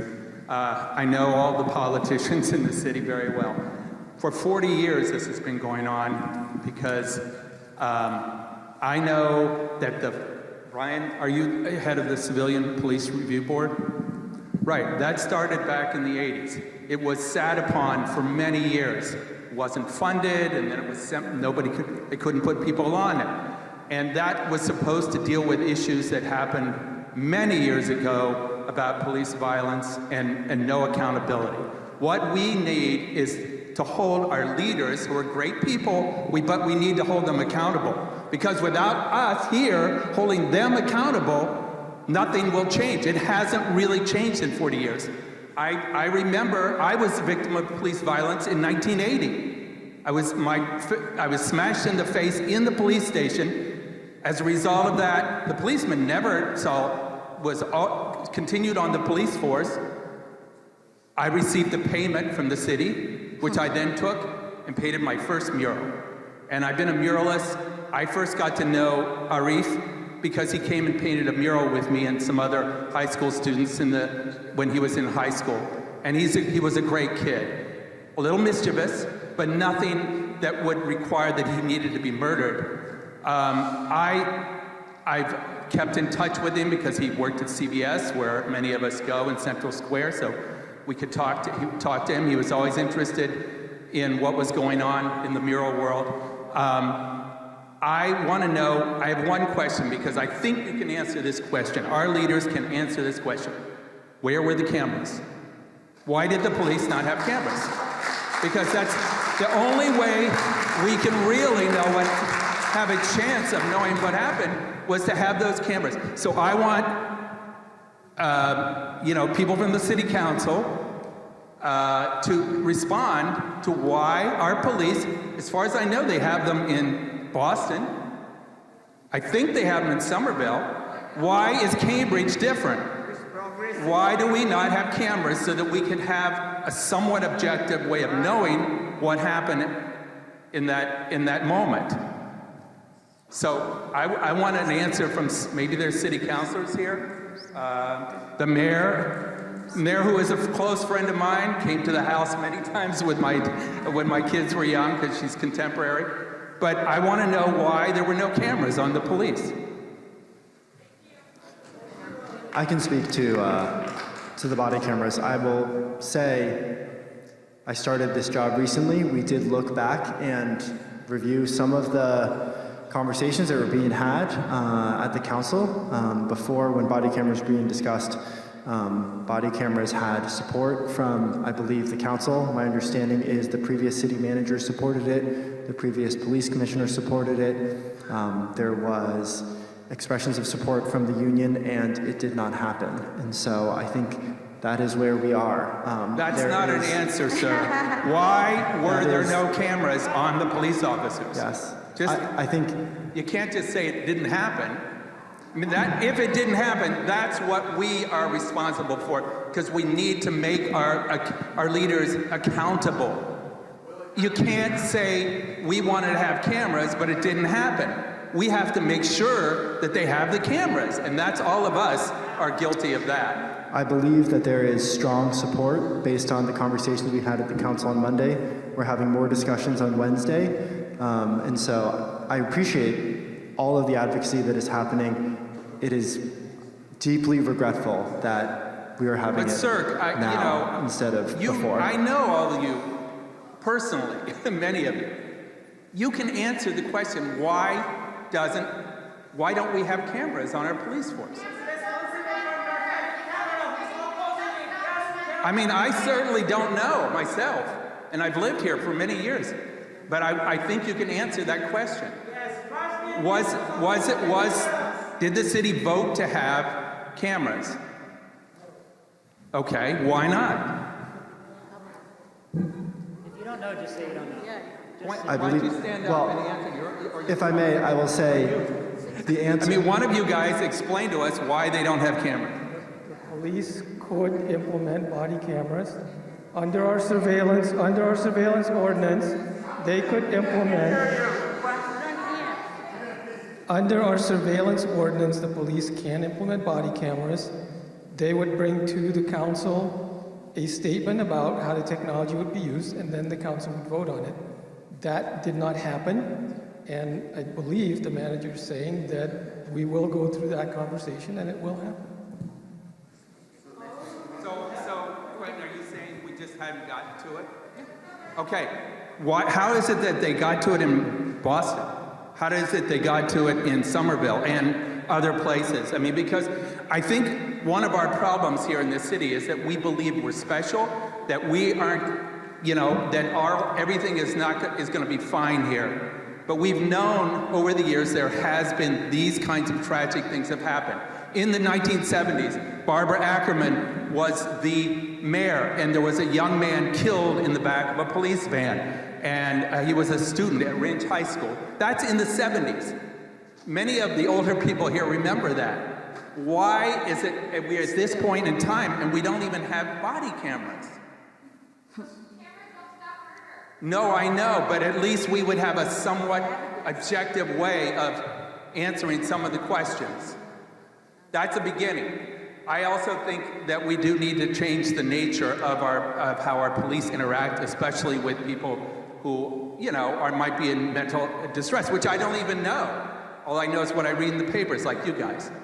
But I do know that Arif was a sweet person and a lovely person. And I'm not saying he was a perfect person, and when he worked with me, he was very mischievous many times. But he was a beautiful person, and he didn't deserve to die in this way. And I just think we all have to work together and hold ourselves accountable, all of us, for not making sure there were cameras to begin with, and not making sure that the change in how police interact with people who are in mental distress or having some kind of a problem is different than, a bank robber or something like that. Not that I think bank robbers should be shot if they can, but, it's a different kind of situation. So all of us have to make sure our leaders are accountable for what we want to happen, and that's what this is all about. Okay. Hello, everyone. My name is Perveen, and I am a president of Bangladesh Association of New England Bain, which Faisal from Bangladesh. He's not only from Bangladesh, he's all of our son, and he had to give his life away because of the police, because they don't have proper training, and they don't have body cameras, so we cannot prove anything. And I want to know if City of Cambridge is going to get perfect justice for Faisal, and also is the police officer can get fired because when I do something wrong at my work, they're gonna fire me right there. Why he's still getting paid? Why he's still getting paid vacation? So that's my demand, number one. Number two, we want this investigation to start quick, not slowly so you guys can hide a lot of stuff so people can forget about it. That's not going to happen. As long as the justice is not done, we are going to keep protesting, and all of you going to be with me. We need the fair justice. Number three, I don't want nothing happen no more this situation. None of our kids can go to this situation. When they need help, please help. We call police to help, not shoot. I want police to understand that we are calling for help, not shooting somebody. Faisal needed help, not bullet. So this does not, I want you guys to make sure City of Cambridge do not repeat this again. We will wait till end. All the police need to wear body camera. This is my demanding. Every police, everywhere they were wearing a body camera. Why not City of Cambridge? You guys have enough fun to just give them payout, but you don't have enough fun to put the camera on their body? That's all my demand. Justice delayed, justice denied. Yeah. All right, so just a couple minutes ago, you said that the Cambridge Police Department has been on a journey, and I think we should all remember that that journey goes back to 1859 when the police used to enforce the Fugitive Slave Act and return Black people, human beings, to slavery. So my husband is from Bangladesh, and all of my family on his side grew up in Cambridge, so hearing the news of Faisal's murder really hit me very deep. And I have heard from both of you today talking a lot about the tragic loss of life. And so I have, I think, a very simple question that should be easy for you to answer, which is, can you just say very plainly right now in front of all of us that Faisal's murder was wrong and it was morally unacceptable?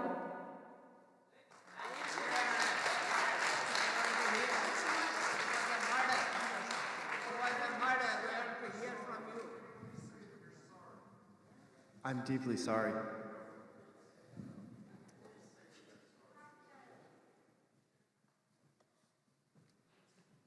I'm sorry that people are hurting. This is an active investigation. I understand that people want answers. This has to go through an investigation. I understand that people are hurting. This has to go through an investigation. That's shameful. They won't even say that it's wrong and morally unacceptable. They won't even say that.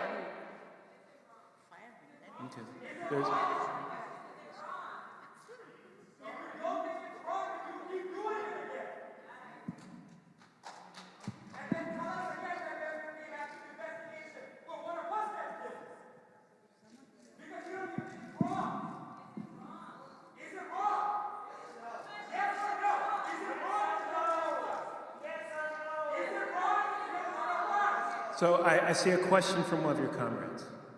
Hi. Hello everyone, my name is Abdurrahman Yusuf. You can call me Yusuf. For the past 3 years, I've been involved. I've had a journey of, pursuing justice. And that journey started with the Cambridge police. Any encounter I would have with any Cambridge police, I will ask them straightforward questions. And some of the things that I've realized is that there's a huge disconnect between the police and the community. Whenever I approach a police officer, the first thing that goes in his mind is, what is wrong with this one? Like, my first question is, can I not be curious about what the police are doing in my community?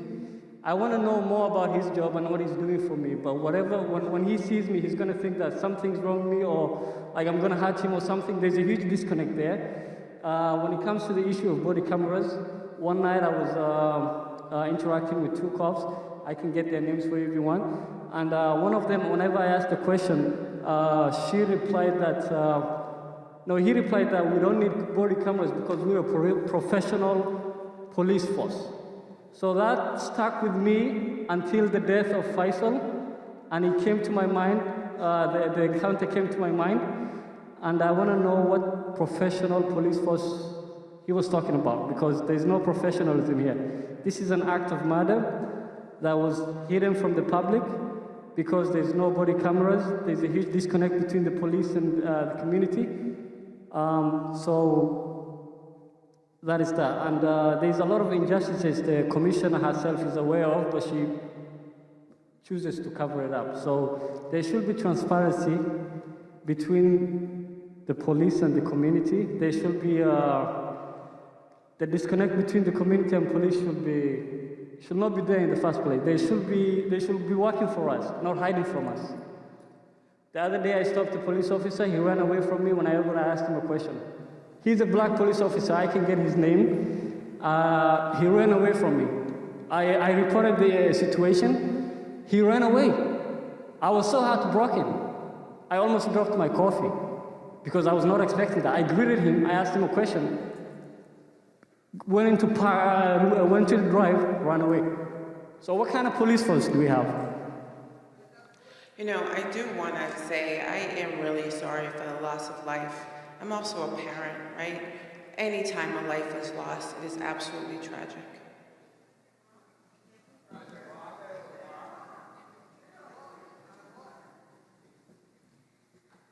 I have one comment and one question.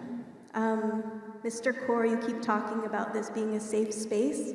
As I approached the building, there were blue lights everywhere and police cars everywhere.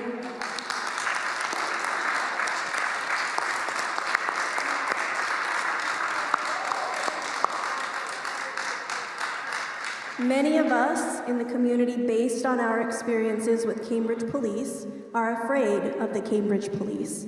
So approaching the building and approaching this meeting and being met by officers at the wrong door and at the right door, in order to enter, you had to pass by multiple officers. I suggest that we consider that next time we have a meeting, because many of us are afraid, especially people in communities like undocumented people may have not come to this meeting and may not be able to be heard tonight because of the police presence.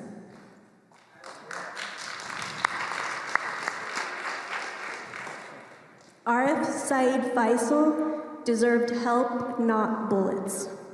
We've heard statements from the Cambridge Police Department that officers have de-escalation training and that officers are trauma-informed. I understand that you cannot speak about an active investigation, but in general, if a person is experiencing a mental health crisis, is it police policy to respond with guns and to chase the person in crisis?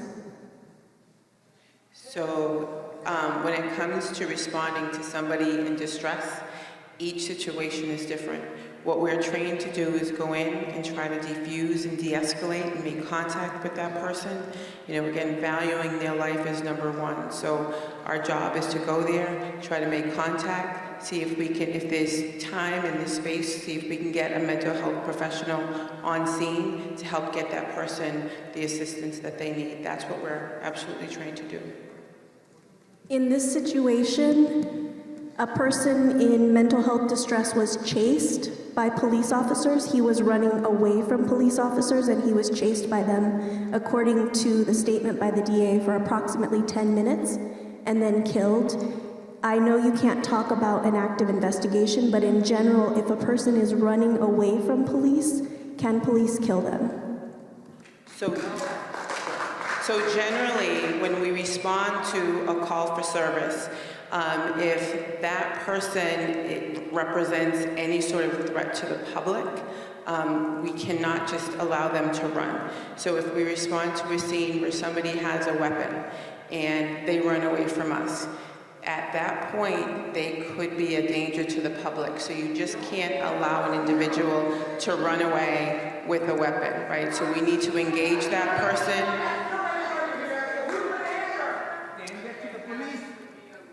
We need to engage that person, we need to get them to drop the weapon, and we need to try to get them the support that they need.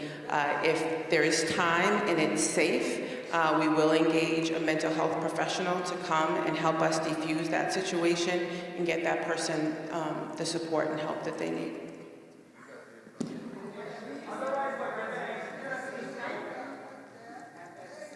Okay.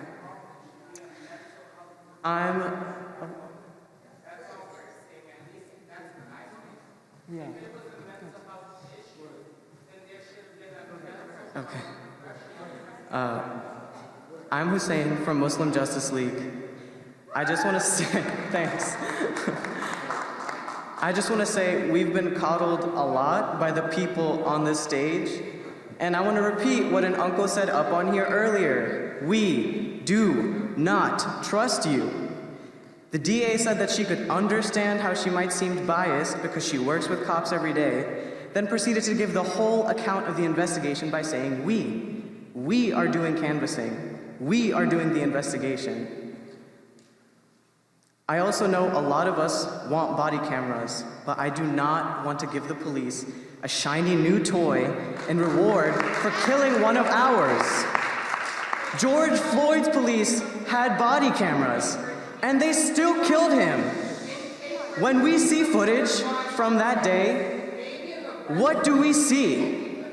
We see the footage that we took, that bystanders took. So many officers can just selectively turn off and on.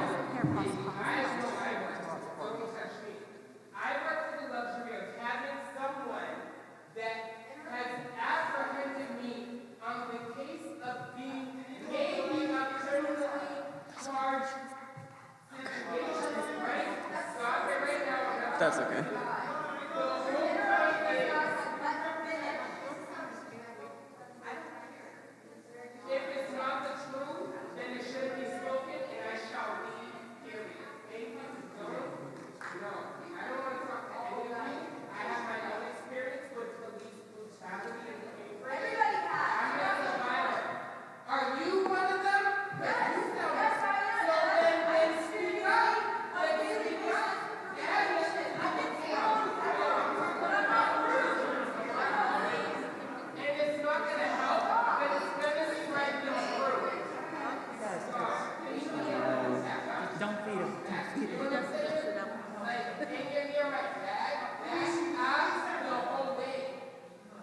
Thank you. No, it doesn't matter if you didn't know, just back up. Yeah, exactly. And I hope that you talk the right stuff tonight. Because guess what? I would never allow this to happen in my generation. I am a Cambridge born and raised person, 35 years old, and when I was young, we never had to worry about these things. Thank you.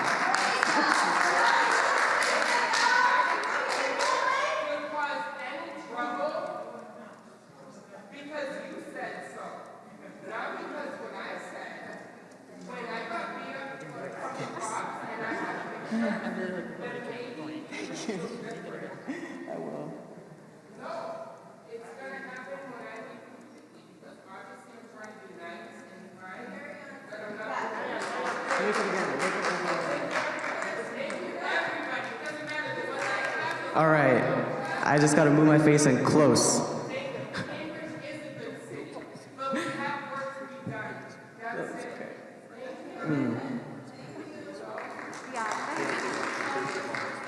No, they're not. I'm just. All right. So sorry. Thank you. Okay, I'm gonna try this again. I'm Hussein from Muslim Justice League. As I said earlier, we've been coddled by the people on this stage, and we do not trust them. The DA, as I said earlier, I just can't get that image out of my head of that man coming up here talking about how he wanted an apology from her about how they represented his son who was murdered by the police. We have to ask ourselves, can we trust this system?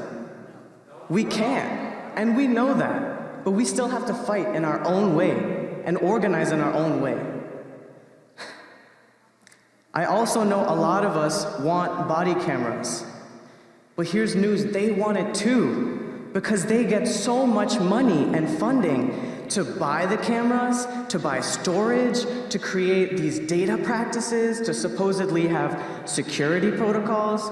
And at the end of the day, what that results in is so much footage of us and our community members on the street who don't have investigations on us, right? Where will that footage be held? In their servers. We don't get to delete it. We could be walking to CVS. We're not gonna give them a shiny new toy for killing one of our own. We can't. George Floyd's police had body cameras, and they still killed him. When we see footage from that day, what do we see? We see the footage that we took, that bystanders took. So many officers can selectively turn off and on their cameras to make someone look guilty. They can have deployment failures, which means, oops, I forgot to turn it on. And when that happens, they're rarely held accountable for it. Let's not give them more money. Let's give each other the power to help each other. Let's not depend on them to give us proof for the injustice that happened to us. They've stopped by our community houses enough. Them being on the street with body cameras means that knocking on your door isn't gonna happen because they have footage of you without a warrant. Don't give them more data. Thank you.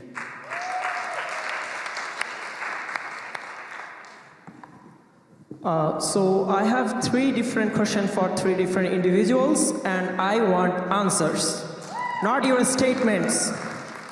First question to the police commissioner. Do you guys still holding the same policy of de-escalating the situation, throwing only 1 sponge bullet and throwing 5 actual bullets to de-escalate the situations? I want the answers. Yes or no, you still holding the same policy? So when it comes to the less than lethal round, the policy is you deploy 1 round and then reassess. That's the way we deploy our less than lethal. So it's like so many police was around him, only throwing 1 less lethal those weapon and throwing actual 5 bullets. That's the policy. Because we heard from the media like more than 1 police was surrounding him, and they only threw 1 non-lethal weapon on him and to de-escalate. Is it true, like so many, like more than 1 police was around there to de-escalate the situation? Is it true or wrong? So I cannot talk about the specifics of this investigation, but what I can say is we deploy 1 less than lethal and then reassess. Okay, so to city manager, you already offered the killer paid leave. What you are offering to the victim's family? I want answers.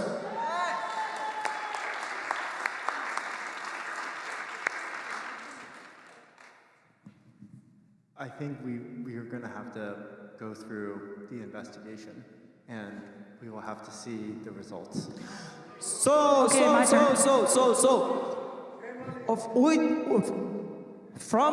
We have to wait till investigation to compensate the family, but the killer cops already getting paid leaves without the investigation? If I could speak to that, I would say, yes, in our system of justice, if there That's is... injustice, say it injustice. If I could rephrase, in our system, then if there is an accusation, then we have to go through an investigation. And so we are 1 week out.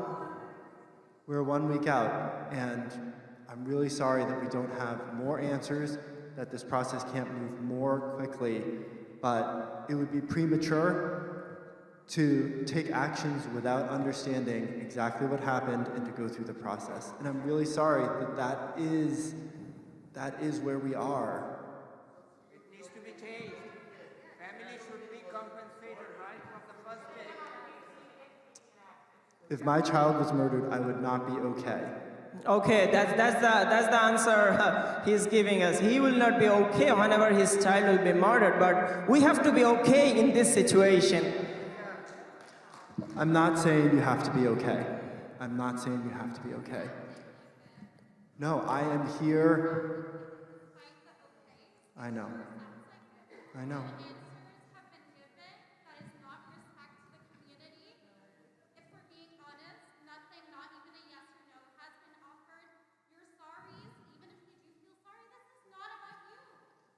It is not about me. And my last question to district attorney. So usually like whenever me or my friends do something bad, we try to cover us up. So how you trusting Cambridge police to do the investigation whenever they did the murder and they are doing the investigation? So how are you letting them to do the investigation? And they're knocking the doors at like 9 o'clock at night to scare people and get information out of them. So how are you trusting Cambridge people do their own investigation?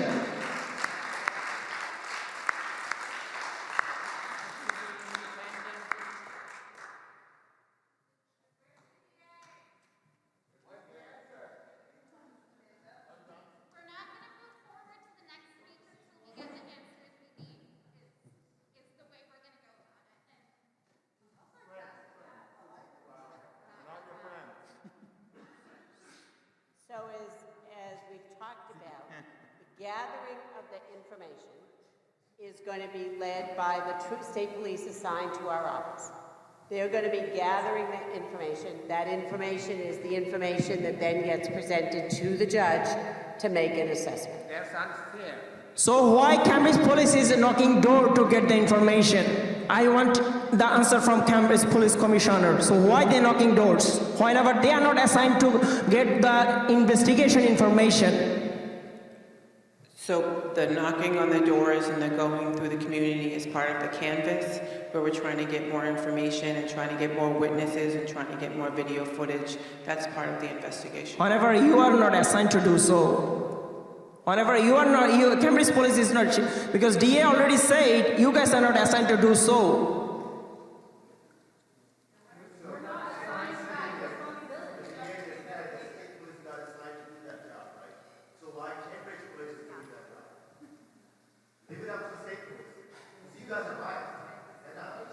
State police are gonna mess it up too.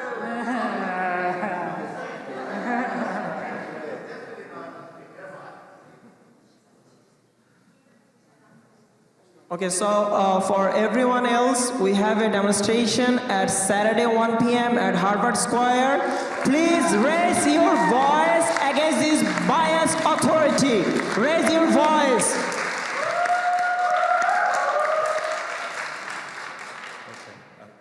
Please. I want to make an important change of format and just turn my back to them, because I'm not talking to them. I don't have any questions for them. I don't even have any demands, because I like what Hussein said. Hassan, sorry.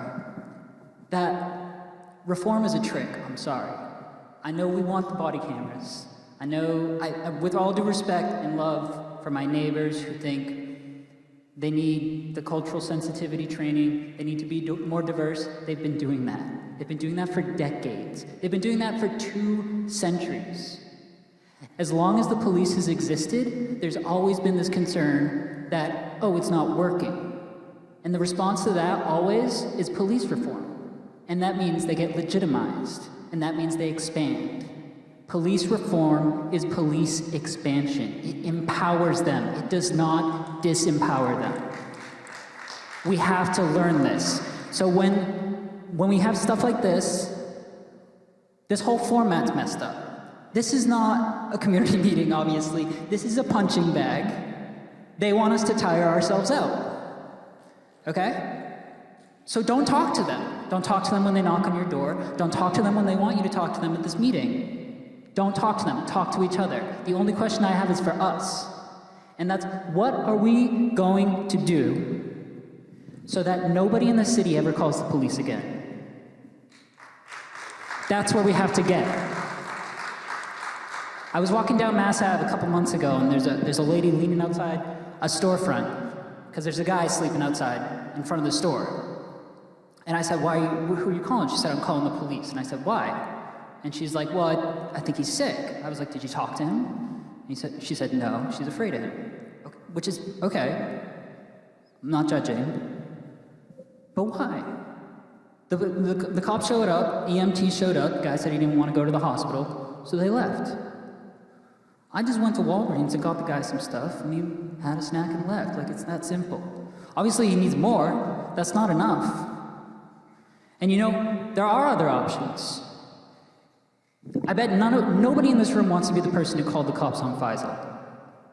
And I believe that person, I choose to believe that person was genuinely concerned for him. And I do not want to know how that feels when you call to get help for somebody who ends up dead. And you don't want to be that person, I don't want to be the person, you don't want anyone you know to be that person. So we need to start teaching ourselves how to not call the police. There's a website called don'tcallthepolice.com. You got all these numbers. They're for youth homelessness, for people with mental health issues, for black people who need peer support, or Muslim people, or deaf people. Definitely don't call the police on deaf people. Most of these policemen, or not most, the statistics are hazy, but some estimates are up to 50% of these police shootings are of disabled people. Okay? They don't need the police. I know people think it's gonna help. It's not. Okay?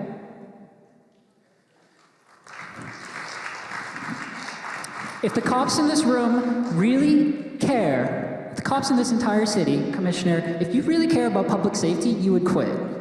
And you would find something else. You know what? I was in Central Square branch of the library the other day. They got Narcan next to the bathroom. They got resources all over the place. They got free COVID tests. Some dude's rolling a blunt in the middle of the room and no one's giving him a problem. It's the safest I've ever felt. Okay? People are taking naps. The librarians protect and serve way more than the police ever will. Okay?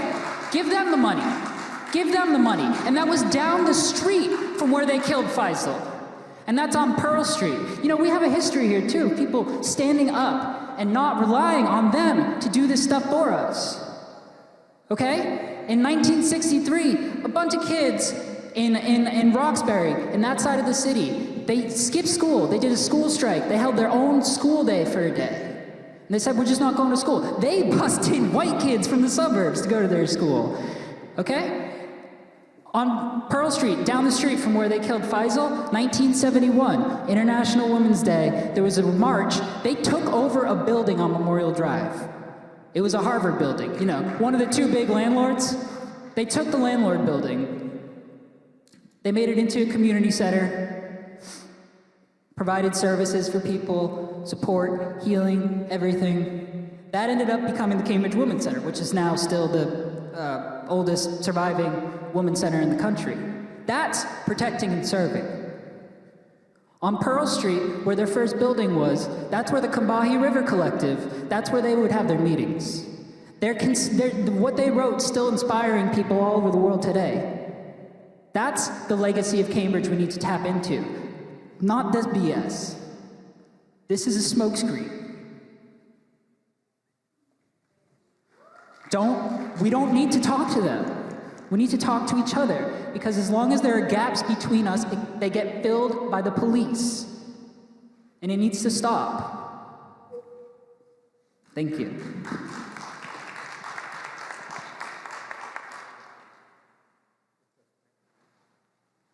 I think my question would be for you, ma'am. I have a few actually, but the first one, it should be just a number. On, I don't know, 1 p.m. on a Wednesday, how many weapons does Cambridge Police have on them while on active duty? How many weapons does Cambridge Police have on them while on duty? I do not have an actual number of how many weapons that we have. You do not have an actual number? I do not. Sorry, what's your title again? I'm sorry? What's your title? In individual officers, like how Yes, many one weapons single do they have officer on on duty. Sure. So we have a firearm. We have a OC spray, which is pepper spray. We have a baton. And yeah, handcuffs, extra magazine. I think that's it. Did I miss anything? I think that's I wouldn't know. I'm not an officer. But so that's how many. follow-up question. We're going to focus on the gun because it's clearly the issue at hand here. What kind of training does Cambridge Police undergo before going on call? Before they become officers? We can just stick to the gun training. All right, sure. Yeah, so we train annually. We do firearms training. We do less than lethal training. We do in-service training, which consists of just not only laws, but we also do training around mental health. We do training on de-escalation. I'll interrupt you there, ma'am. I'm sorry, but you said annually? Annually. So like one time? Once a year? So for use of force, we do training. For guns, We I'm just go talking about over- guns. Can I answer the question, please? If you're answering the question, I am referring to guns. I'm referring to gun training. So yes. there's a couple of things that we do. So we go to the range. We also have what we call TI training, where we do simulated training. So we do probably 2 different simulated trainings. There's one that we have in the police department, and then there's one where there's a trailer. So that's 3. We do less than lethal training. That's 4. So we probably train annually 4 times when it comes to how we use our use of force training.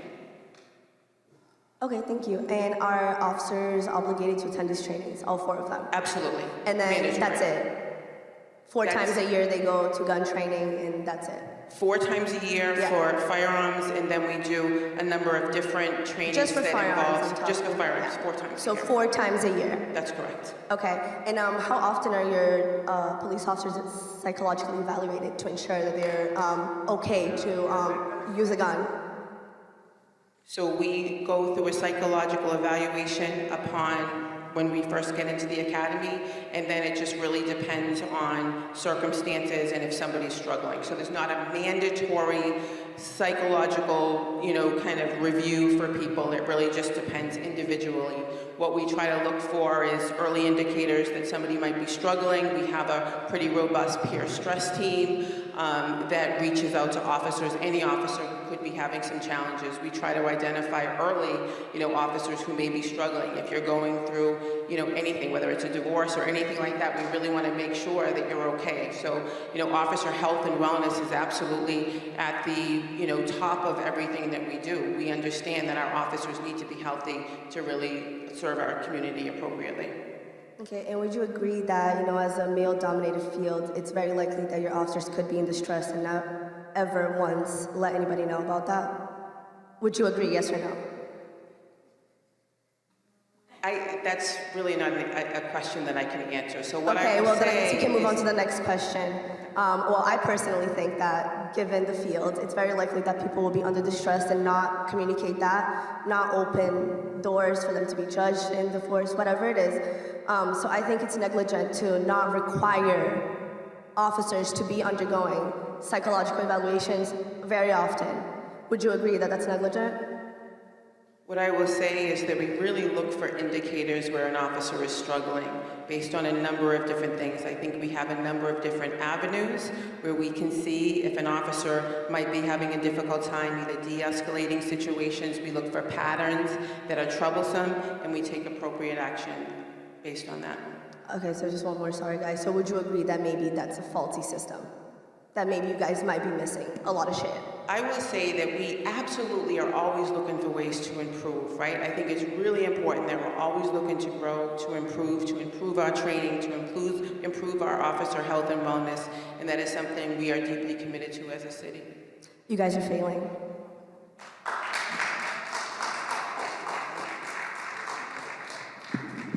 So a lot of people have been talking about disconnects between the police force and the city and the state.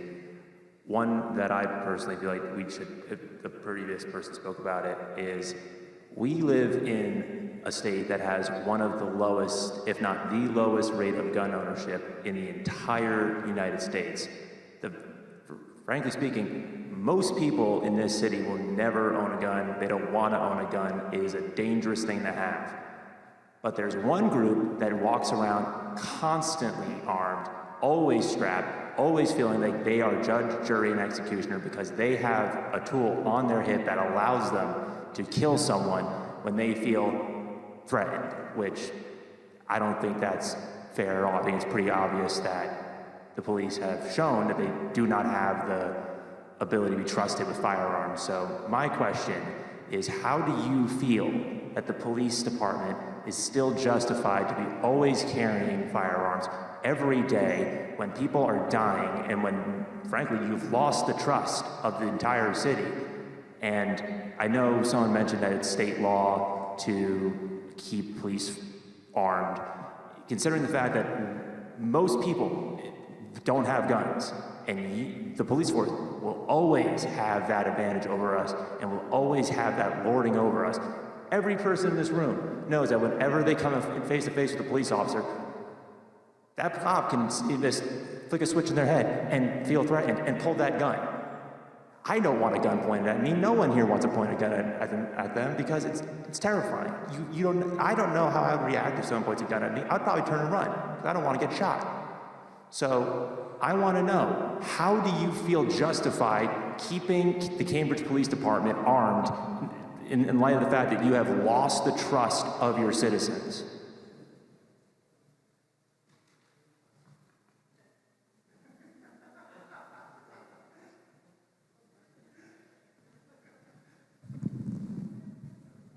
Yeah, we can keep moving. I don't think I have a good answer that you'll be willing to listen. No answer, folks.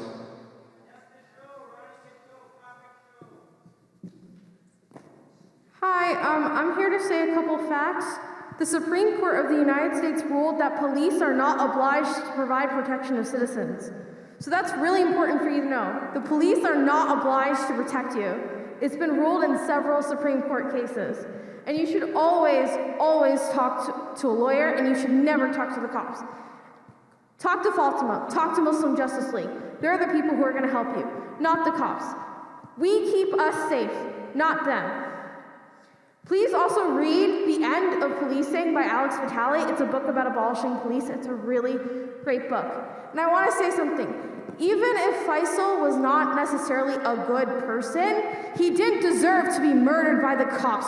Nobody, even if they're not like the best person, nobody deserves to be murdered by the cops, no matter how nice or mean they are. Nobody deserves to be murdered like that. The police are the armed force of the state, and they're not designed to protect us. I think that's really, really important to think. Historically, in the United States, the police, from all levels of government, local, state, the FBI, have been entrenched in white supremacy. The FBI has murdered Black Panthers, like leaders in our community. The Black Panthers were murdered because they provided poor people breakfast.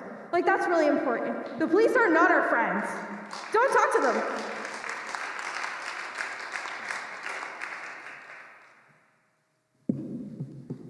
Bismillahirrahmanirrahim.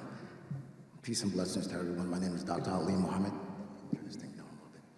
I send my condolences to the family that have lost their son. I also send my support to other family members in here that have lost their children or loved ones. And what I would like to first say is, as a Muslim in Massachusetts, I'm originally from Brooklyn, New York, the real Brooklyn. And so we've dealt with law enforcement, we've worked with law enforcement when we were under attack by racist groups. So the city of Boston, as well as Cambridge, we collaborate with security forces here. We provide local security in this community, and we often go unseen and unknown. This brother standing up here is Brother Abdul Hakim. He's the captain over the city of Boston and as well as Cambridge. So we have mental health specialists that walk the streets here with the city of Cambridge, and we talk to them day in. We've prayed with the brothers that are on the force and collaborate with them on how to provide a better and a safer community. Again, it doesn't explain why this is happening and why that happened to the brother Faisal. But my concern is, when will there be a focus on supporting community health workers, supporting mental health specialists? I've worked for 15 years as a community health worker through Cambridge, Boston, McLean Hospital, Brigham and Women, and there's always a disparity there. And I'm not afraid of law enforcement. I have relatives in my family in the CIA, FBI, the military, everything. And I've come to learn to respect them. And so what I'm learning is that we have to change how we think and how we see each other, and we have to be mindful of our brothers and sisters in our community. We pray side to side with each other, but do we talk to each other? Do we communicate about mental health? My time in Cambridge, I've engaged so many sisters and brothers walking that are homeless. I've given them shoes. I've given them coats. I provide food for them. That's not my job to do. That's the city's job to do. But because I know that there's a disparity, I know that the work has to be done. So the same thing with law enforcement. There are good cops, there are bad cops. But the reality is we have to be able to share our community with both so that we can eventually remove the bad so we can only have good. That's the reality. We can shout at them all we want, but they have to go home to their children and their families also. And you know what? They're not the boogeyman. A lot of people in this town is the boogeyman because they call the police on these kids when they walk into their stores. How many people's children got followed around the store, right? How many people's children got followed around in CVS, in Central Square? I have, dressed like this. So the reality is we have to change how we see each other. We do have to have cultural competencies. So we can acknowledge that a person is not a threat because they're expressing who they are. Okay? And I just need to say that because I'm not hearing that. And as somebody who actively do this in the community, my company is called Community of Good, Safety, and Protection. And what we do the work of a good community. We share information with law enforcement. We talk to de-escalation specialists so that we can train our brothers and sisters on how to deal with certain scenarios and situations. And I would also like to add this. I would definitely like to thank law enforcement in Boston because when we were under attack by white supremacists in Boston, the city of Boston and the local law enforcement stepped up, provided us with the services that we need so that our brothers and sisters can pray safely. While we pray with an A, other people pray with an E. And you have to acknowledge that there are people that are walking around your community that you just don't notice. And when you're running to your religious center, stop to acknowledge the homeless person in front of you. Before you ask God for blessings, ask God, how could you help that person? So we have to become a community and not just spout out, we're a community, we're a community, we're a community, and not try to fix the community internally. That's what I wanted to say, and let's start supporting community health workers, mental health professionals. I know many community health workers that are unemployed with all the certifications and all the skills. They just need a leg up so that they can do some of the work to take off and alleviate the stress for the law enforcement. That's all I wanted to say. Assalamu alaikum wa rahmatullahi ta'ala wa barakatuh.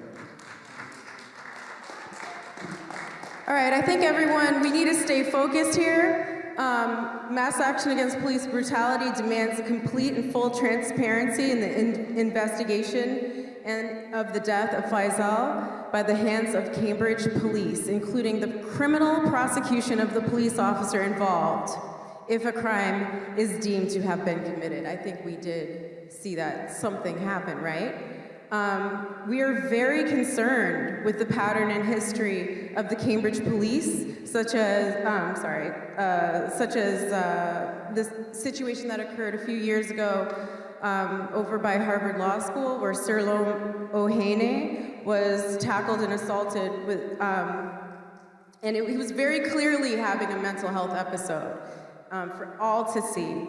Another incident that happened in recent years was Cleon Hodge was harassed and illegally detained by a Cambridge police officer. He was over in Porter Square and just the police officer bumped into him, and all of a sudden it escalated. He had to get frisked and all this stuff, but it was really the police officer who was upset. It's really interesting how that whole story unfolded. I advise all of you to look into that. And in the end of it, Cleon Hodge had to apologize to the police officer. So we're very concerned about this. This happened right in front with the complete awareness of the judge and the prosecutor of Middlesex County. So I don't really have a lot of confidence in how this whole thing is playing out, and I think that's why we're all here, right? Or at least most of us.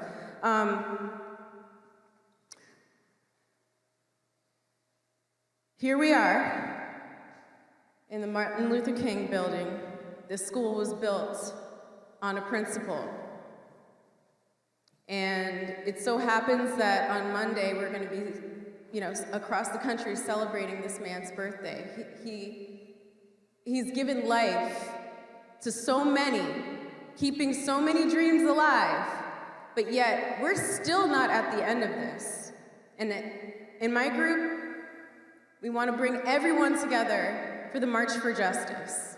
It does not matter how many more laws we have on the books if they're not going to be enforced. It does not matter. This investigation that's taking place, how many more people are going to be assaulted? How many people are going to be killed in the meantime? Not just in Cambridge, but all over the place. And this story keeps repeating itself over and over and over again. All that changes is the name, the date, and the nationality. That's all that changes. So what we're going to be doing on Monday is we're going to go from the location of where Terrence Coleman was killed by the police. His mother will tell the story, but we're going to start there at 1 o'clock at Terrence Coleman Park, also known as Peters Park, and we're walking all the way over here. I don't care if it's a blizzard. We are going to come all the way over here and pay respect for Faisal. This is connected, and we are all connected. They are completely disconnected with reality, completely. I don't know what they're tripping on, but we need to stay together because we are way more powerful than this racist system. We are way more powerful, and do not let any of them intimidate you for a second. We have rights, and we are stronger together.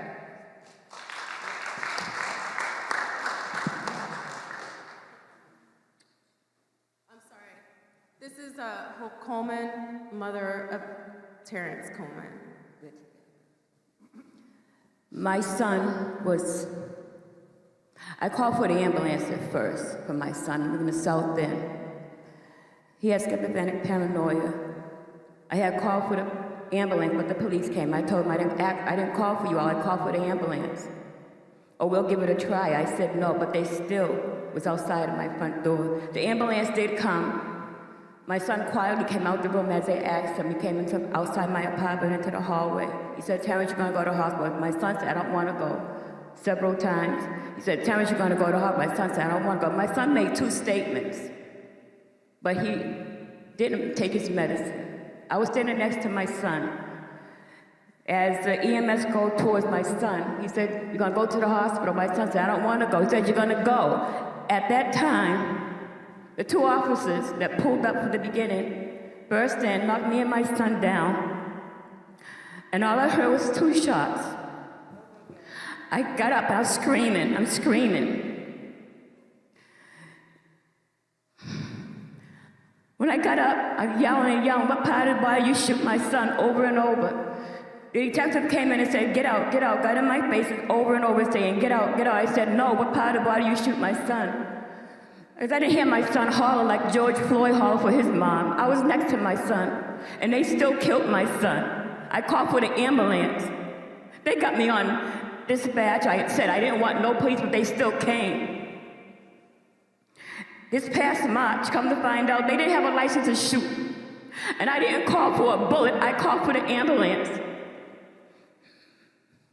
So I've been fighting for justice and marching for several years. Because I'm not giving up. I'm not giving up hope. I'm not giving up mental health matters also. You gotta change that 911. I would never ever call 911 again.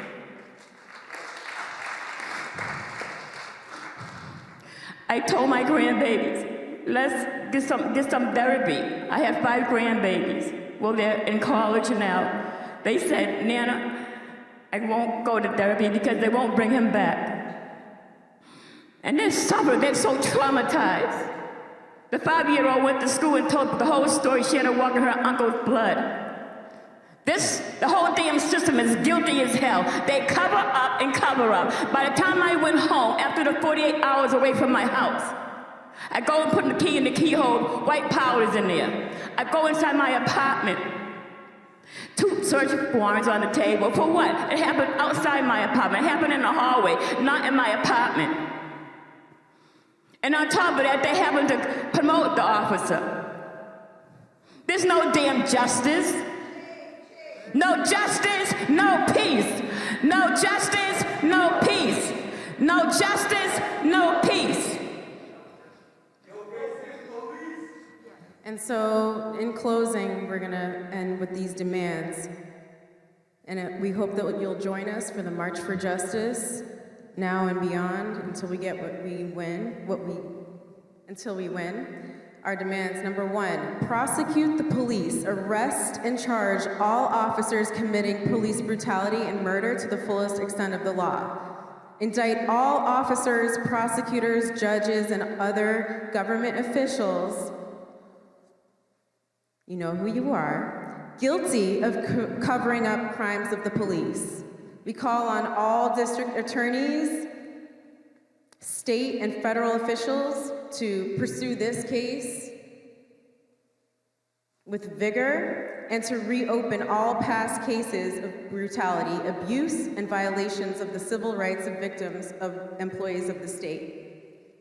Stop the systematic intimidation of witnesses and family members and police-involved abuse and killings by law enforcement. Full financial compensation to the victims and their families. So those are the main demands that we have regarding police brutality. There are several others, and I'm going to close, give everyone else a chance to speak. Thank you.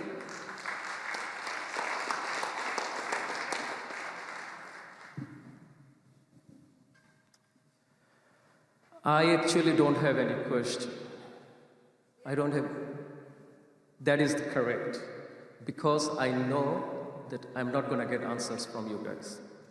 I'm talking straight to District Attorney, Cambridge City Executive, as well as the Police Commissioner.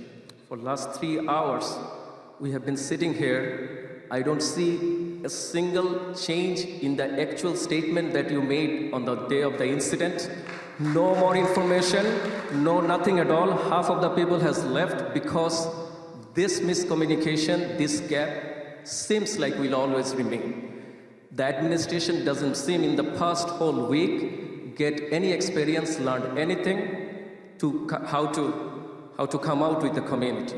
This is told as a community meeting, but I don't see anything. I don't know what's the purpose. City of Cambridge arranged this meeting, but there is no new information and there is no assurance to the community that we may get a transparent and proper justice, transparent investigation and proper justice for Faisal.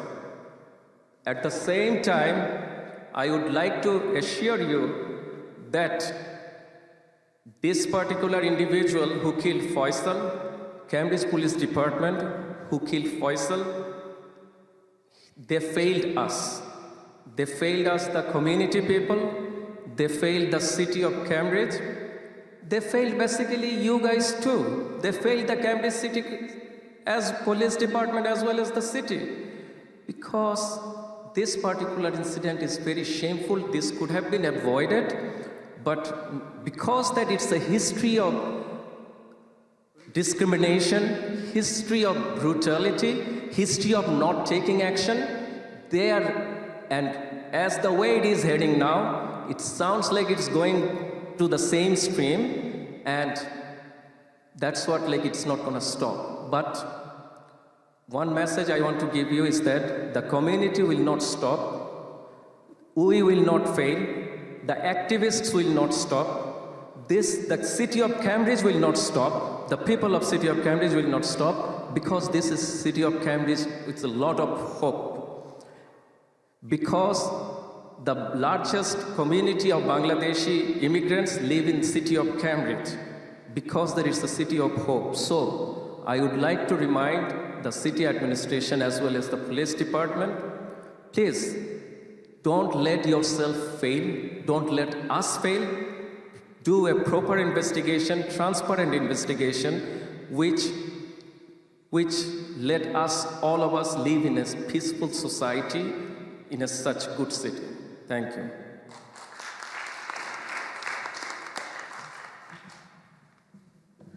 Hi, my name is Monica Raymond. I've lived in Cambridge for 46 years.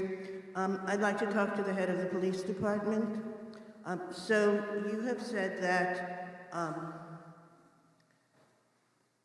I believe you said that you weren't sorry that the police department had done this. Did you want to respond to that? I am sorry that that young man lost his life. I am sorry that he is no longer here. And I'm sorry for the pain that our community is feeling. He didn't exactly lose it.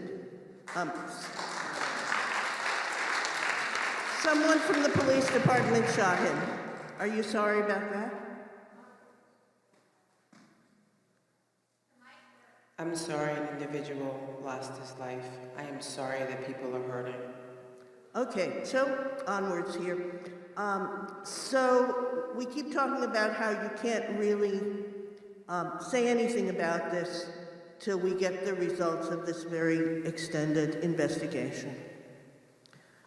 What could you learn from this investigation that would make you feel that what happened was all right?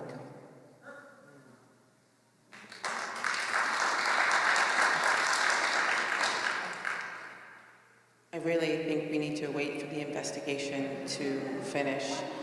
There are so many facts that we just don't know. There are so many facts that I just don't have right now. So I really need to wait to see what the district attorney's office finds during, and the judge ultimately rules for this investigation. Okay, just please don't yell. I have something to say. You can yell after I'm done. So here's what I think. From my point of view, whatever comes up in this investigation, I feel that I know enough. And here's why.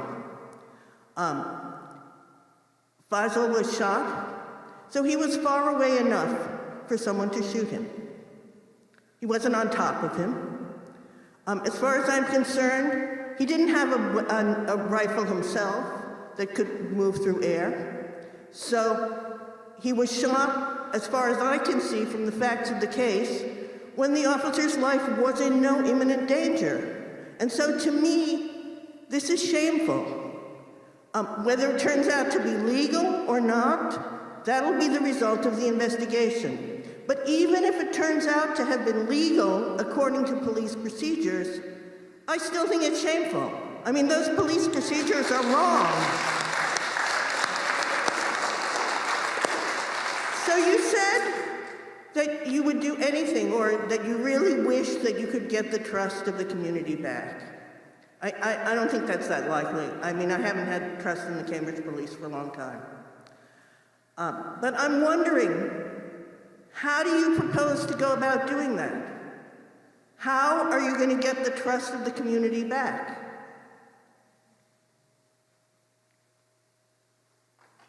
Through a lot of work, through transparent investigations, through outreach, through processes like this. It is just, it's a long process. I am committed to, transparent and full cooperation in investigations, and really doing the hard work of trying to build the trust of the community that I grew up in, that I care deeply about. So I'm gonna work hard to lead this police department. I'm gonna work hard to build trust day by day by day. What kind of work needs to happen? I think a lot of it is listening to each other. I think a lot of it is about relationship building. I think we have so much more in common than we do separate. So I really do value these conversations. I think about them later, and then just constant outreach, right? Constantly trying to build trust, following up, doing what you say you're going to do. So this is something I'm deeply committed to. I'm deeply committed to, developing trust and building trust in relationships within our community and working really collaboratively. I heard a lot of pain about people with mental illness or people in distress, really working collaboratively to identify people that need help. So we're not trying to criminalize people that are struggling. We're trying to work with other professionals to say, how do we help people? How do we help young people? How do we help people in distress? That's something I'm deeply passionate about and deeply committed to. We're not looking to criminalize people who are in distress or struggling with mental health issues. We're looking to really come together as a community, work collaboratively, and help everybody so that everybody can live their best life. So when a mistake has been made, you're talking about going forward, but when a mistake has been made, what can happen in terms of repentance or reparation? That it's all case by case. So I think we have to look at each case individually. This case is still under investigation. Thank you. Hi. So I'm a neighbor near the corner of Chestnut, and I'd never expected anything like this to happen just a couple backyards away from me. But I shouldn't be surprised, because in my neighborhood, I've been stopped multiple times by the police. I know that people in my neighborhood are policed differently. I know this, I've felt this, and what I've seen the police do is promote. I know one officer was promoted to detective. He wasn't, given any reprimand. A transparent investigation was promised, but I was given nothing. So I know how the police operate. And it wasn't you who was in charge, and you weren't the DA, who I also, sent a letter to who did nothing. But I know this happens. So I know what to expect from this case. So that's my statement. My question is, what is the role of the Cambridge Police Department? For me, it is to partner with the community to solve crimes and quality of life issues, to make it so that people feel safe, walking down the street or going to the grocery store or doing whatever they need to do, and really working collaboratively to keep our community safe. We're working really hard now for, we understand systemic issues, for trying to find alternatives to the criminal justice system, identifying people in our community that may be struggling, whether they're young people or people struggling with mental illness, even our unhoused community, people who struggle with substance abuse. How do we all work together collaboratively to solve these issues? This is not just a police issue. These are issues that exist, across the country. There are systemic issues that exist, and I think we all know that. And how do we work collaboratively to solve those? I will acknowledge, reform is necessary in policing. I understand that. As a African American woman, I am committed to reform. Part of the reason that I became a police officer was because I wanted to make a difference. I wanted to build trust, particularly with communities of color, particularly with the African American community. And it really is about us coming together, having these difficult conversations, feeling uncomfortable sometimes, and doing the hard work to keep our community safe so that everybody feels like, this is their community, regardless of your color, regardless of your background, regardless of your individual struggles. I didn't want to cut you off, but that sounded just like a canned answer. I don't need to do any work. I'm fine. But what work has the Cambridge Police Department done? I don't have a need for the police, but I'm policed. You get it, but what are you doing? Working every single day. Working every single day to try to build that trust, to overcome some of the, systemic issues that are in policing. This is more the canned answer. I'm going to talk over you because you're giving a canned answer again. What is working? Tell me a step that you're doing. I think one thing that I feel like we're doing really well is building trust. I'm going to use an example that we've done with our young people and our Safety Net Collaborative. We have worked really hard to interrupt the school-to-prison pipeline. Stop! I'm not in the school-to-prison pipeline. You did ask for one thing. But you're talking about school or prison pipeline? How does that have anything to do with people walking down the street? Okay. People walking down, Brian, let me finish. Okay, but then let her after. Okay. You keep talking about people in need, in crisis, in stress. What about people just walking, living their everyday life? What are the police doing to not harass us? How are you training police to do your job and do the things that you need to do to stop crime, but leave citizens alone?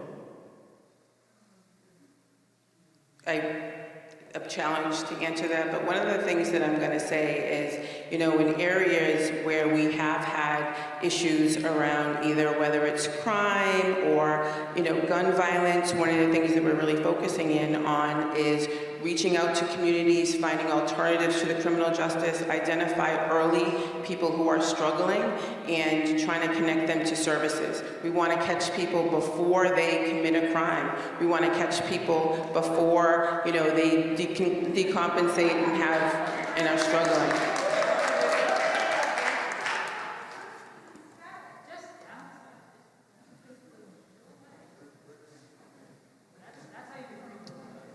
Good evening, everyone. I just want to send my condolences to the family and to the entire Cambridge community that's been impacted by this tragic incident. I have two questions. First is for Commissioner Elo.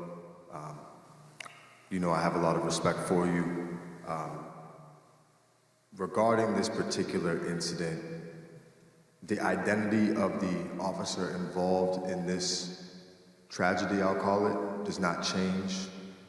Be it the beginning, middle, or end of this investigation, that person remains the same. I personally know who the officer is. I could say the name right now. I don't think that it's productive. I'm not going to, but because it's not productive. I say that to say, if there are communications within the Cambridge Police Department about the identity of this person getting out, would that be shared widely across the department, say in email form, if there is a person that finds out before the investigation is over? What steps do the Cambridge Police take to protect the identity of the officer? I don't know how to answer that question, Isaac. I don't know how to answer that question. If people have information about what happens, I don't have any control over what people say, what people post on social media.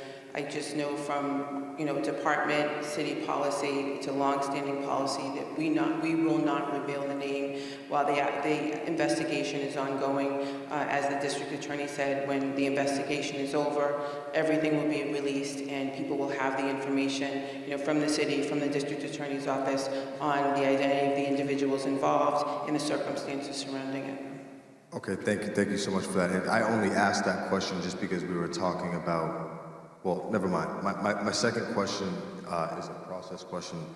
Thank you, Councilor Zondervan, for being here. I'm not a member of the Black Response, but I'm well aware that they submitted a proposal to the city called the Cambridge Heart. There's been little to no action, zero communication on behalf of the city manager. I know you've been here for only a short amount of time. Where are we at with funding for the Cambridge Heart model, which probably would have alleviated this situation had it been funded? Thanks for the question. I have met with Cambridge Heart 3 times in the last 4 months. The first in October, so a little after a month after I started, the second time in November, and then I actually met with them today, which had been scheduled before the beginning of the year. The conversations have, I think, been productive. They probably, from the Cambridge Heart team, not have been characterized as easy, but I think we are making progress. We are certainly moving forward with funding from ARPA, and so I think that there is strong support from the council for Cambridge Heart and working with them. I'm proceeding with that, and I'm actually looking forward to working with them. I think that they are a response that is coming from the community. They've been doing this work. They're an alternate response that I think we really value, and I'm excited about partnering with them. How much money? We've been discussing a $300,000 ARPA grant, which is a beginning, and then I think the real conversation is regarding a contract for services.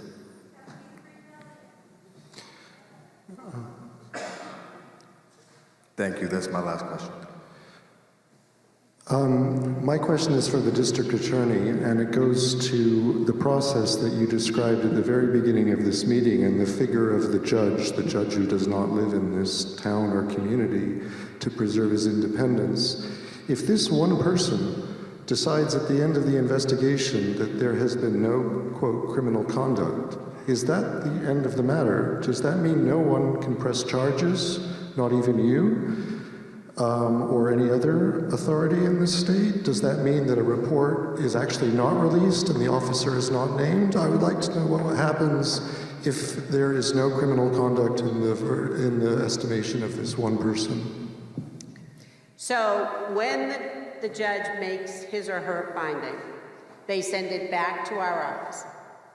I then have a choice whether to adopt that finding and proceed with whatever the judge is recommending, or if I felt at that point, based on the evidence that had been presented at the inquest, that another course of action was warranted, I still have the ability to do that.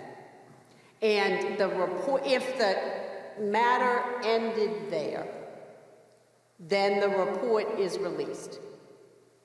Once I make a decision, if I am not proceeding, 10 days after that decision, everything becomes public. And as I said before, you can go on our website, you can see all of the ones that have happened.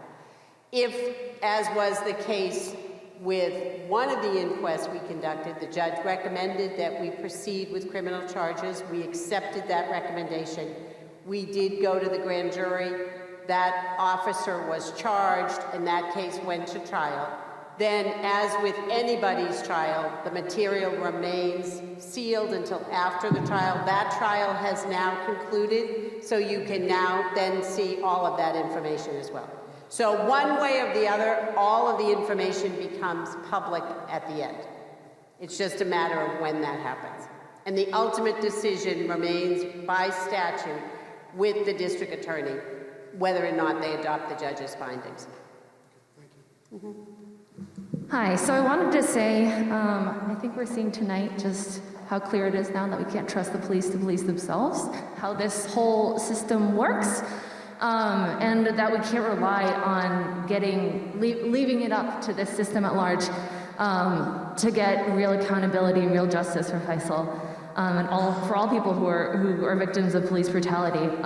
This is a system that does protect the police, that does terrorize working people in Cambridge and elsewhere. And that part of that system is Cambridge City Council. We look at how this council has continuously increased police budget. It is up 7% from last year. We're at 73, it was 69 before. They have voted down proposals to defund the police. I think in 2021, there was an inquiry to see what the police has in terms of inventory. They have an armored vehicle that was gifted to them by Homeland Security in 2015. They had tear gas that was illegal for them to have in the city of Cambridge. Meanwhile, Cambridge is becoming more and more unaffordable. People are getting pushed out. People are pushed into the streets. We're losing 2 homeless shelters in Central Square. So pointing to the need that there's a larger system at play here that supports all of this and supports the police brutality that we see here today, and we need systemic changes, right? It's not just Faisal. We need justice for Faisal, absolutely, but we need broader systemic changes. We need community control over the police. We have to stay vigilant. We won't be able to convict killer cops unless we're putting pressure on, unless we build this movement. We can't leave it up to this legal and political system that protects and prioritizes the police over us as working people, that protects and corporate interests in our city and elsewhere over anything else. Thanks.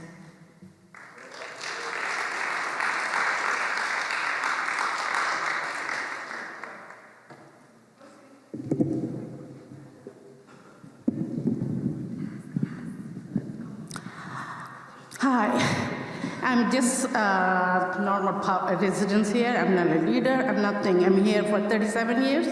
I have 2 sons. So this thing happens, and police did it. So when normal people does something, it's a crime. When police does, it's not a crime. He killed the boy. It could be your son. It could be your son. Think about that. It could be your son. It could be your son. He kills. He could do a lot of things. It could be you can cover up the accident like it's an accident. If it is one bullet, he could survive. He could shoot in his leg, hand. What intimate danger he feels, he has to kill that boy. 5 bullets. And you guys wanted to tell us, oh, we're going to do investigation. You going to do investigation. But first thing, he is a murderer. He's a police, but he's a murderer. He's a murderer. He's a racist. What do you think? You don't have a son? You don't have a son? I have son. You don't teach them mental health is not a crime. It's a disease. If you don't handle, don't go. It's clearly everybody can understand. Normal people can understand. He is in bad condition. He need help. He's a mental issue for that time. So why you have to chase him? Okay, you chase him. You have a bullet. He has a little knife, and someone says machete. He doesn't even know what is machete. Everybody has a knife. Camper has a knife. And he's cutting himself. What he says? He says he needs help. He's asking for help. And you guys did help? Someone called. She doesn't know or he doesn't know. He thought he needed help. That's why he called 911. What you guys did? 4 of them go there. And one decided to shoot him, and he says, it's like he was afraid. What kind of afraid he has? What kind of thing he has? He is really sick. The police officer is sick. How can he kill a boy? He could have a brother. He has a brother or he has a son. He didn't think about that. When people doesn't think, when he's not in his mind, that's what he did, your police officer. You guys send him the vacation. Think about his parents. He's the only son. I have 2 sons, I know. I'm here 37 years, I'm not gonna let my kid go outside in the store or, now I'm afraid of things. What is police? Police to help, not to kill. How can you justify he's not a murderer? How can you justify to me? 5 bullets in the chest. It's not accident, it's intentional. What do you mean? It's intentional. You wanted to kill that boy. Everybody asking questions. You guys are investigation. You don't have anything in your heart to console our community. Everybody. It's not our community. The whole community. Everybody has son or brother. They can get sick. A sickness is not a crime. What do you teach? What kind of training you give it to them? Someone is sick, just shoot. He can shoot. It's clear. We are the civilian, we know where to shoot. If you cannot, physically you cannot do, you can shoot a leg or hand somewhere. He's not going to die. It's a young 20-year child. He's not like grown up like you guys. And you guys had to kill 1 bullet. Okay, he's afraid of, he did it. I don't know what kind of afraid he has. He has a gun and this boy has something. You are chasing and you have to kill. You did 1 bullet, okay. You can consider, okay, it's accident. Then you put 5 bullets, and you guys wanted to cover up everything. If I did it, then you're going to put me in the jail. Or someone, any boy does it, you're going to put him in the jail. And you guys send him on the vacation. How people can take this? What you guys did for mom and dad? Now, what are you guys doing for mom and dad? They lost everything. They knew in this country. If someone knows they shouldn't call 911, and I don't know who called 911. I know he's like health. wanted to help the boys so he cannot harm himself or others. They didn't think about you guys come and kill. Mom and dad know how to handle it. Because it's a disease. You don't know. At least you guys promise something. You're going to teach them. This is real, not to kill. If you don't know and understand mental health disease, call someone help. Someone call 911, 50 police comes. In Santa Lucia's office, it's a center. What? Why are the police not coming? 10 minutes is you guys chasing him, then at the end you have to kill him. It's what do you think? Why he did? Why he has to be angry with that much? Why he has that much anger? That means he is not, this police officer is not in his normal condition. He has something. You have to acknowledge this. How do you tell people? You have to acknowledge, yes, my man didn't do right thing. Maybe he's sick. You have to investigate that. No, don't send him in a vacation. So other police think, oh, okay, we can do it. It's an accident. They're going to cover up for me. That's what happening years after years after. Black kid dies. You guys make up some cover up. A vacation. He comes. This happening, and you are doing in my community. It's not going to happen. You're not going to go away with this crime. Don't think about after 6 months, you're going to cover up something. We will not stop. No, nobody stop. Nobody. Yeah, justice has to pay. I'm talking about the mom. Because mom cannot even talk. She is so hard. You guys are not going too hard. Don't give her anything. Any counseling, anything. You're not offering anything. What you are offering? Ask yourself. If someone kill your son, your brother, ask every one of us. Ask yourself. If someone kill your son, what are you going to do? You're going to say, oh, that guy going to go to vacation? That will console you? That police officer killed that. Yeah, you guys has to. Yeah, admit. Then people get leaders. Okay, they understand. This police did a crime. Police for help. To crime control. There is no crime, and he did a crime. This boy is not like a gang. He doesn't have any record for this. How he have to? He's not a murderer. He's not a fugitive. You guys have to answer us. We are here for 4 hours for this. Any hope? Nothing. We can't say good. That mom, okay, they are doing this. Yeah, they acknowledge he did wrong. He did crime. Nothing. You didn't say he was killed. He was killed with 5 bullets. How can you say he can go to vacation? He could at least house arrest or something you have to do it so people can get little bit peace in their heart. It seems to me when, we normal people in the community do something, you guys for punishing us. But you guys, when you do crime, you have to get punishment. You are not different. You are not above us. You're somebody's son. Like me, I'm some daughter. Don't cover up.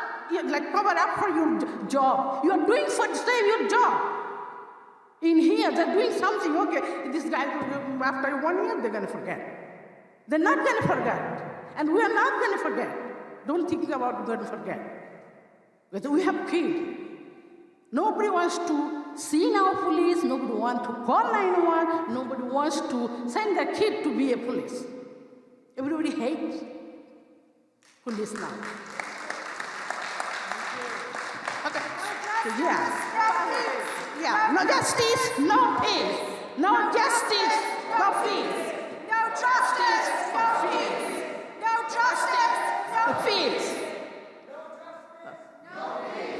Thank you. I just hearing everybody. I didn't want to talk, but I couldn't sit down here by you guys saying, okay, I'm doing this.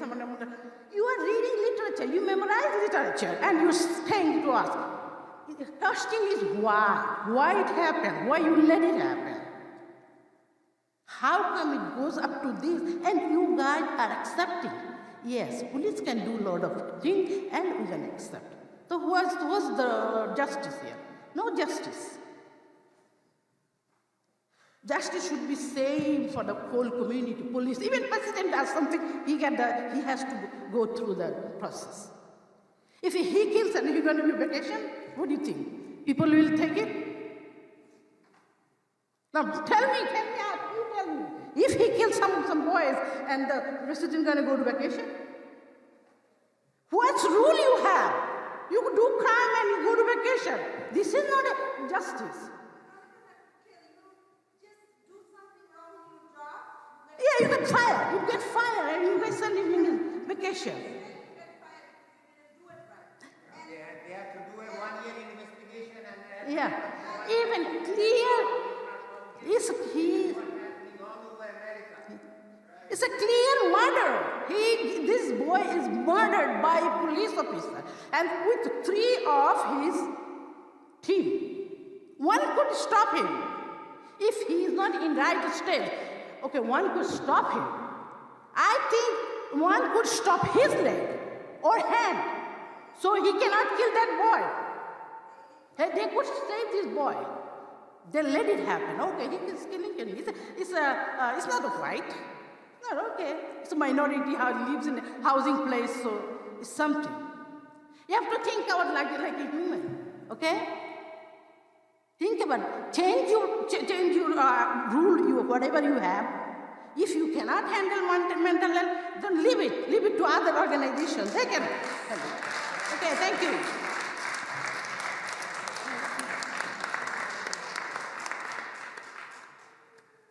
Hello, my name is Nazda Alam, and I'm not a resident of Cambridge, so I'm not fully aware of police department or whatnot. Based on this woman's emotional outburst and feeling, I have a very simple question. Does Cambridge police have community policing? Do you have community policing? Okay, okay, go ahead, and then I have. Yes, the Cambridge Police Department does engage in community policing. But when, my question is under this situation, when somebody called 911 for someone running with a knife, young man, so did you have any community police in that troop or no? Yes or no? So just generally, every officer is a community policing officer. So when we respond to a situation, regardless of somebody who could be running and armed, it really is the most important thing for us is to try to make that situation safe. That person could be going through a crisis, just depending generally. So what we need to do, what we try to do is engage that person. We need to try to get that person to drop their weapon, and we try to get that person the help and support that they need. Are these community police trained with the mental health issue, which this woman was expressing? So every one of our officers is trained in a number of different, like to triage mental health issues. So we do mental health first aid, we have trauma-informed policing, crisis intervention training, we do integrating communication assessment and tactics, we do managing aggressive behavior training. We have so many different trainings that every single officer in our police department, it's mandatory that every officer gets trained in those.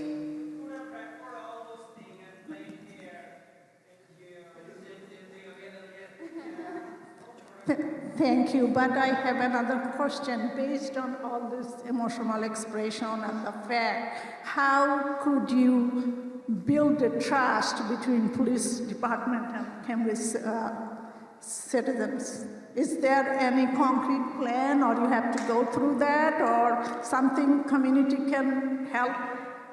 I really think it's important for us to think about that together and to have these communications as a community, right? How can we build trust? How can we heal from some of the past wrongs, right? From historic injustice, from, different incidents. How do we heal and how do we come together as a community? I'm really interested and committed to doing that. Because I'm mentioning that because Massachusetts is the #1 state in many state. We are the most democratic state, anti-gun state. Education is our. So I would hope our police department can be the number one in the country. Thank you.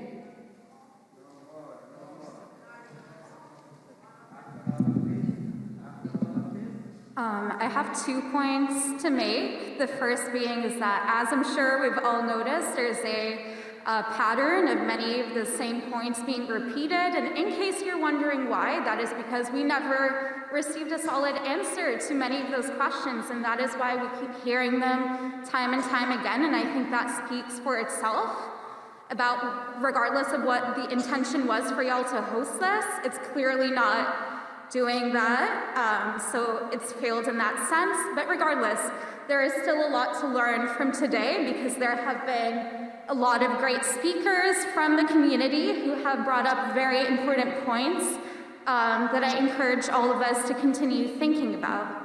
And in the beginning, one of y'all said about how the city of Cambridge has been having conversations and talking about how do we process this as a community? And I just want to respond to that and say that we have been processing that as a community outside of this.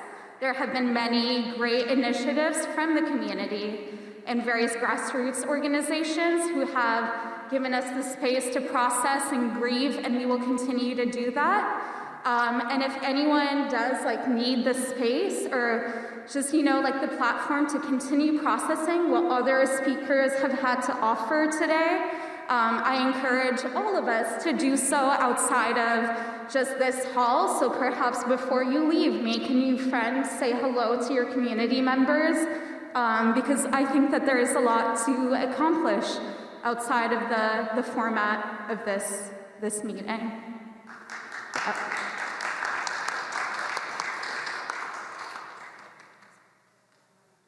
I'd just like to speak in support of funding for the HEART initiative, because if the premise is that the police should respond to a mental health crisis, then the premise is that having a mental illness is a crime. So in terms of decriminalizing mental illness, I think there need to be organizations that respond who aren't the police, because having schizophrenia is not a crime.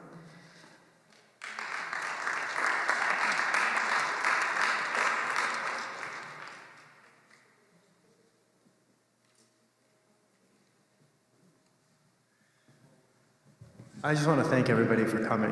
I think that I want to acknowledge that a lot of people here feel like your questions weren't answered. I just want to call that out.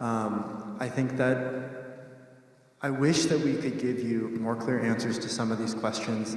As we know, we can't at this moment, but as many people have said, this is a start. I don't think the expectation is that you leave today and we're not having this conversation tomorrow and going forward. I really expect that. And so I think this is part of how we created space for you to be here with us. We listened and we really are hearing the voices in this room. And so I know that maybe it doesn't feel like that. I know it never feels like our systems are moving toward justice quickly enough. And I have to acknowledge that is absolutely true. When I look at the history of the country, the history of the city, it is all a work in progress. And we are committed to being in that with you, even though it doesn't feel like it. So I really want to thank you for being here. Thank you for staying, for so many of you, this whole time. And I am just, my heart is really broken that we're here in this moment. And I know for all of you, it doesn't feel like the city is there, but we are, and we're doing what we can. Thank you, everybody.